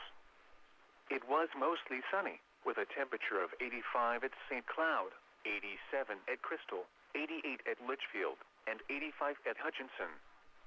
It was partly sunny, with a temperature of 86 at the Twin Cities, 88 at Blaine, and 88 at Princeton. Around the state, at International Falls, rain was falling with a temperature of 77. It was sunny with a temperature of 79 at Rochester and 84 at Mankato. It was partly sunny, with a temperature of 85 at Brainerd and 80 at Duluth. In the eastern Dakotas, at Fargo, a thunderstorm was reported with a temperature of 78. At Watertown, it was sunny, with a temperature of 89. At Sioux Falls, it was mostly sunny, with a temperature of 92. At Grand Forks, it was partly sunny, with a temperature of 85. Once again at 7 p.m., in Buffalo, it was 86 degrees, under mostly sunny skies. And in Maple Lake, it was 86 degrees, under mostly sunny skies. This is weather radio station WMG676 Clearwater, broadcasting on a frequency of 162.50 megahertz. We broadcast from the National Weather Service Forecast Office in Chanhassen, Minnesota, serving listeners across much of central Minnesota. The current time is 7:37 p.m. Central Daylight Time. Now here is the hazardous weather outlook for portions of central and southern Minnesota and west central Wisconsin. For tonight, heat index values this afternoon will approach 95 degrees in the Twin Cities metro area and 100 degrees in west central Minnesota. Thunderstorms are expected tonight from west central through central Minnesota. Some heavy downpours will be possible with a low threat for severe weather. And now the extended outlook for the period Saturday through Thursday. Thunderstorms are expected to continue off and on through the weekend. Locally heavy rainfall, with a severe storm or two, is possible Saturday afternoon into Saturday night from southern Minnesota into western Wisconsin. Spotter information statement: Skywarn spotter activation may be needed late tonight in west central Minnesota. At 7 p.m. in Buffalo, it was mostly sunny. It was 86 degrees. The dew point was 68. The relative humidity was 54%. The wind was south at 13 miles an hour, gusting to 21. The pressure was 29.89 inches and falling. In Maple Lake, it was mostly sunny. It was 86 degrees. The dew point was 64. The relative humidity was 48%. The wind was south at 6 miles an hour. The pressure was 29.90 inches and falling. Elsewhere across central Minnesota, it was 84 at Little Falls. It was mostly sunny, with a temperature of 85 at St. Cloud, 87 at Crystal, 88 at Litchfield, and 85 at Hutchinson. It was partly sunny, with a temperature of 86 at the Twin Cities, 88 at Blaine, and 88 at Princeton. Around the state, at International Falls, rain was falling, with a temperature of 77. It was sunny, with a temperature of 79 at Rochester, and 84 at Mankato. It was partly sunny, with a temperature of 85 at Brainerd, and 80 at Duluth. In the eastern Dakotas, at Fargo, a thunderstorm was reported with a temperature of 78. At Watertown, it was sunny, with a temperature of 89. At Sioux Falls, it was mostly sunny, with a temperature of 92. At Grand Forks, it was partly sunny, with a temperature of 85. Once again at 7 p.m. in Buffalo, it was 86 degrees, under mostly sunny skies. And in Maple Lake, it was 86 degrees, under mostly sunny skies.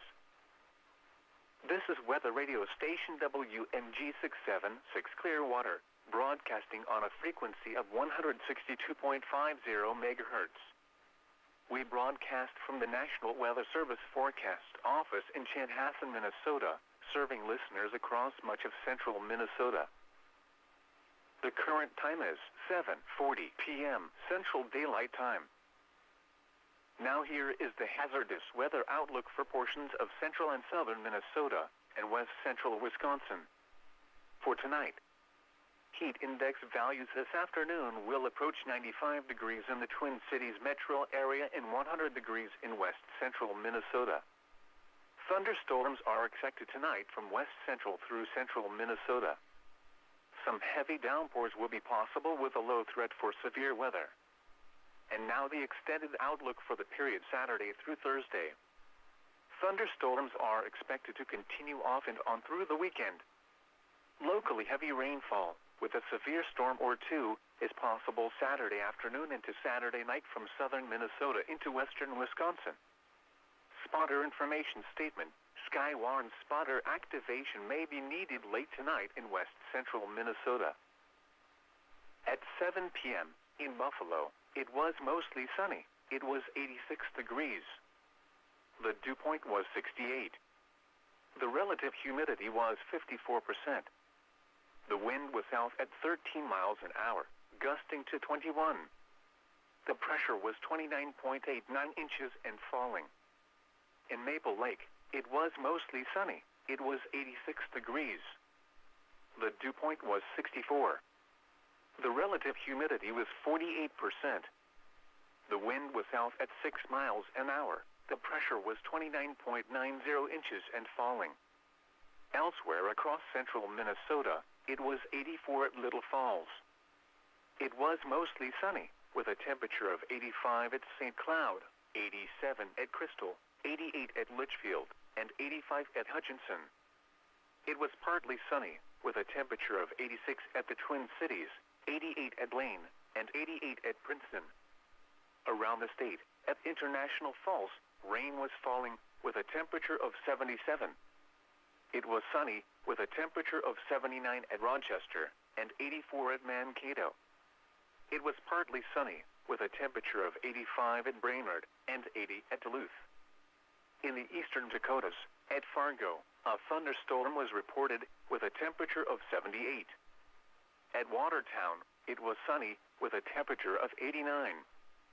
At Sioux Falls, it was mostly sunny, with a temperature of 92. At Grand Forks, it was partly sunny, with a temperature of 85. Once again at 7 p.m., in Buffalo, it was 86 degrees, under mostly sunny skies. And in Maple Lake, it was 86 degrees, under mostly sunny skies. This is weather radio station WMG676 Clearwater, broadcasting on a frequency of 162.50 megahertz. We broadcast from the National Weather Service Forecast Office in Chanhassen, Minnesota, serving listeners across much of central Minnesota. The current time is 7:44 p.m. Central Daylight Time. Now here is the hazardous weather outlook for portions of central and southern Minnesota and west central Wisconsin. For tonight, heat index values this afternoon will approach 95 degrees in the Twin Cities metro area and 100 degrees in west central Minnesota. Thunderstorms are expected tonight from west central through central Minnesota. Some heavy downpours will be possible with a low threat for severe weather. And now the extended outlook for the period Saturday through Thursday. Thunderstorms are expected to continue off and on through the weekend. Locally heavy rainfall, with a severe storm or two, is possible Saturday afternoon into Saturday night from southern Minnesota into western Wisconsin. Spotter information statement. Sky warns spotter activation may be needed late tonight in west central Minnesota. At 7 p.m. in Buffalo, it was mostly sunny. It was 86 degrees. The dew point was 68. Alrighty, guys, we are back here. Now, here's the thing, y'all. I think we're going to go ahead and head off here for tonight. Like I said, we've been live here for a while today. So I just want to go ahead and say once again, thank you for all of us thank you for all you guys for joining us and stuff like that. Greatly appreciated. Like I said, it was not really expected to go off here at this point, but we got to go here for today. Like I said, obviously we still have this watch in effect here. We are still likely going to see some large hail and some damaging winds possibly between portions of South Dakota, portions of northeastern parts as well. Anywhere there's a watch here, that is kind of we are seeing. There is a possibility of seeing some severe weather. But that is kind of what we are looking at here, my friends, for the rest of today. Just on and off severe weather as being possible. Like I said, not necessarily tornadoes is a concern, but more of that damaging winds and possible hail could exist. So that is kind of what we are looking at. But anyways, guys, like I said, I think that's going to go ahead and do it for today. We're probably going to be here tomorrow, doing something tomorrow. I'm not exactly sure if it's going to be severe weather coverage or if it's going to be a forecast stream or whatever. We'll figure it out tomorrow. I just want to go ahead and say once again, thank you all for joining us tonight. Thank you guys for helping us out. You guys are greatly appreciated. Thank you all for being here. You guys rock. So, guys, that's going to do it for tonight. Take care, you guys. Let's see here. Jakey says, it was very nice seeing you live. Well, thank you so much, Jakey. It was good seeing you as well. Devin says, good night. Good night, Devin. Thank you for joining us. And thank you for all the reports and stuff like that. Greatly, greatly appreciated. I hope you guys have a wonderful, wonderful rest of your night. I hope you guys, stay safe out there. And obviously, if you have any more questions, we do have our Discord and everything like that is in the description. If you guys want to join us, and if you have a specific question to ask me, we got you covered. We're going to be here for you guys no matter what. You know that's what I'm here for. You know that I'm going to be here for you guys no matter what. But anyways, like I said, severe weather is likely going to continue for the next few hours. Expected, as we were looking at, maybe around 11 o'clock Central time is whenever we are expecting this to kind of die down a bit. But that is kind of what we are seeing here. So obviously, yeah. So there has been some reports of hail and damaging winds. And like I said, this is probably not the end yet. But like I said, we've been live here for over 3 hours, so I think we're going to go ahead and call it a night here. So once again, I just want to go ahead and say big, big thank you to all of you guys for helping us out, just for being here and hanging out with us here for today. It means a lot. Greatly, greatly appreciated. So like I said, guys, once again, for the millionth time, thank you so much for being here. You guys rock. But anyways, guys, that's going to go ahead and wrap it up here for today. Hope you all have a wonderful rest of your night. Hope you guys stay safe and obviously, like I said, we'll catch you tomorrow at some time. I'm not sure if it's going to be either severe weather coverage or if it's going to be the forecasting live streams or anything like that. We'll figure it out tomorrow. We'll see how that goes. But like I said, that is kind of the point I'm at right now. Like I said, it's a possibility we could see some severe weather for tomorrow. Before we head off here, I want to go ahead and show you really quickly tomorrow's outlook. Like I said, across the areas here in the green here, this is actually tomorrow's severe weather threat. Now, if this continues to be a marginal risk here, a severe level 1 out of 5, we're not going to go live on the severe weather, but if it's a 2 out of 5 or higher, then we'll most likely go live at that point for the severe weather. So like I said, obviously areas here of Nebraska, northern Iowa, southern Minnesota, southeastern South Dakota, and portions of Wisconsin for tomorrow does have the possibility of seeing some severe weather here, but that is kind of what we are talking about. But once again, guys, thank you for joining us tonight. Hope you all have a wonderful rest of your night. Depending on what happens here, if it gets upgraded or not, then we'll go live on the severe weather here for tomorrow. And if not, we'll do a personal forecast for you guys. We got you guys covered. Once again, guys, thank you for joining us. Hope you have a wonderful, wonderful rest of your night. Take care, you guys. And I'll catch you in the next one. Take care, you guys, and I'll see you tomorrow. It was 84 at Little Falls.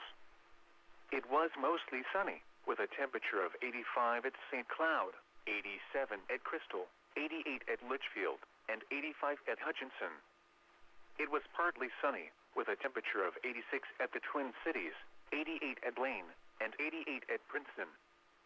Around the state, at International Falls, rain was falling, with a temperature of 77. It was sunny, with a temperature of 79 at Rochester.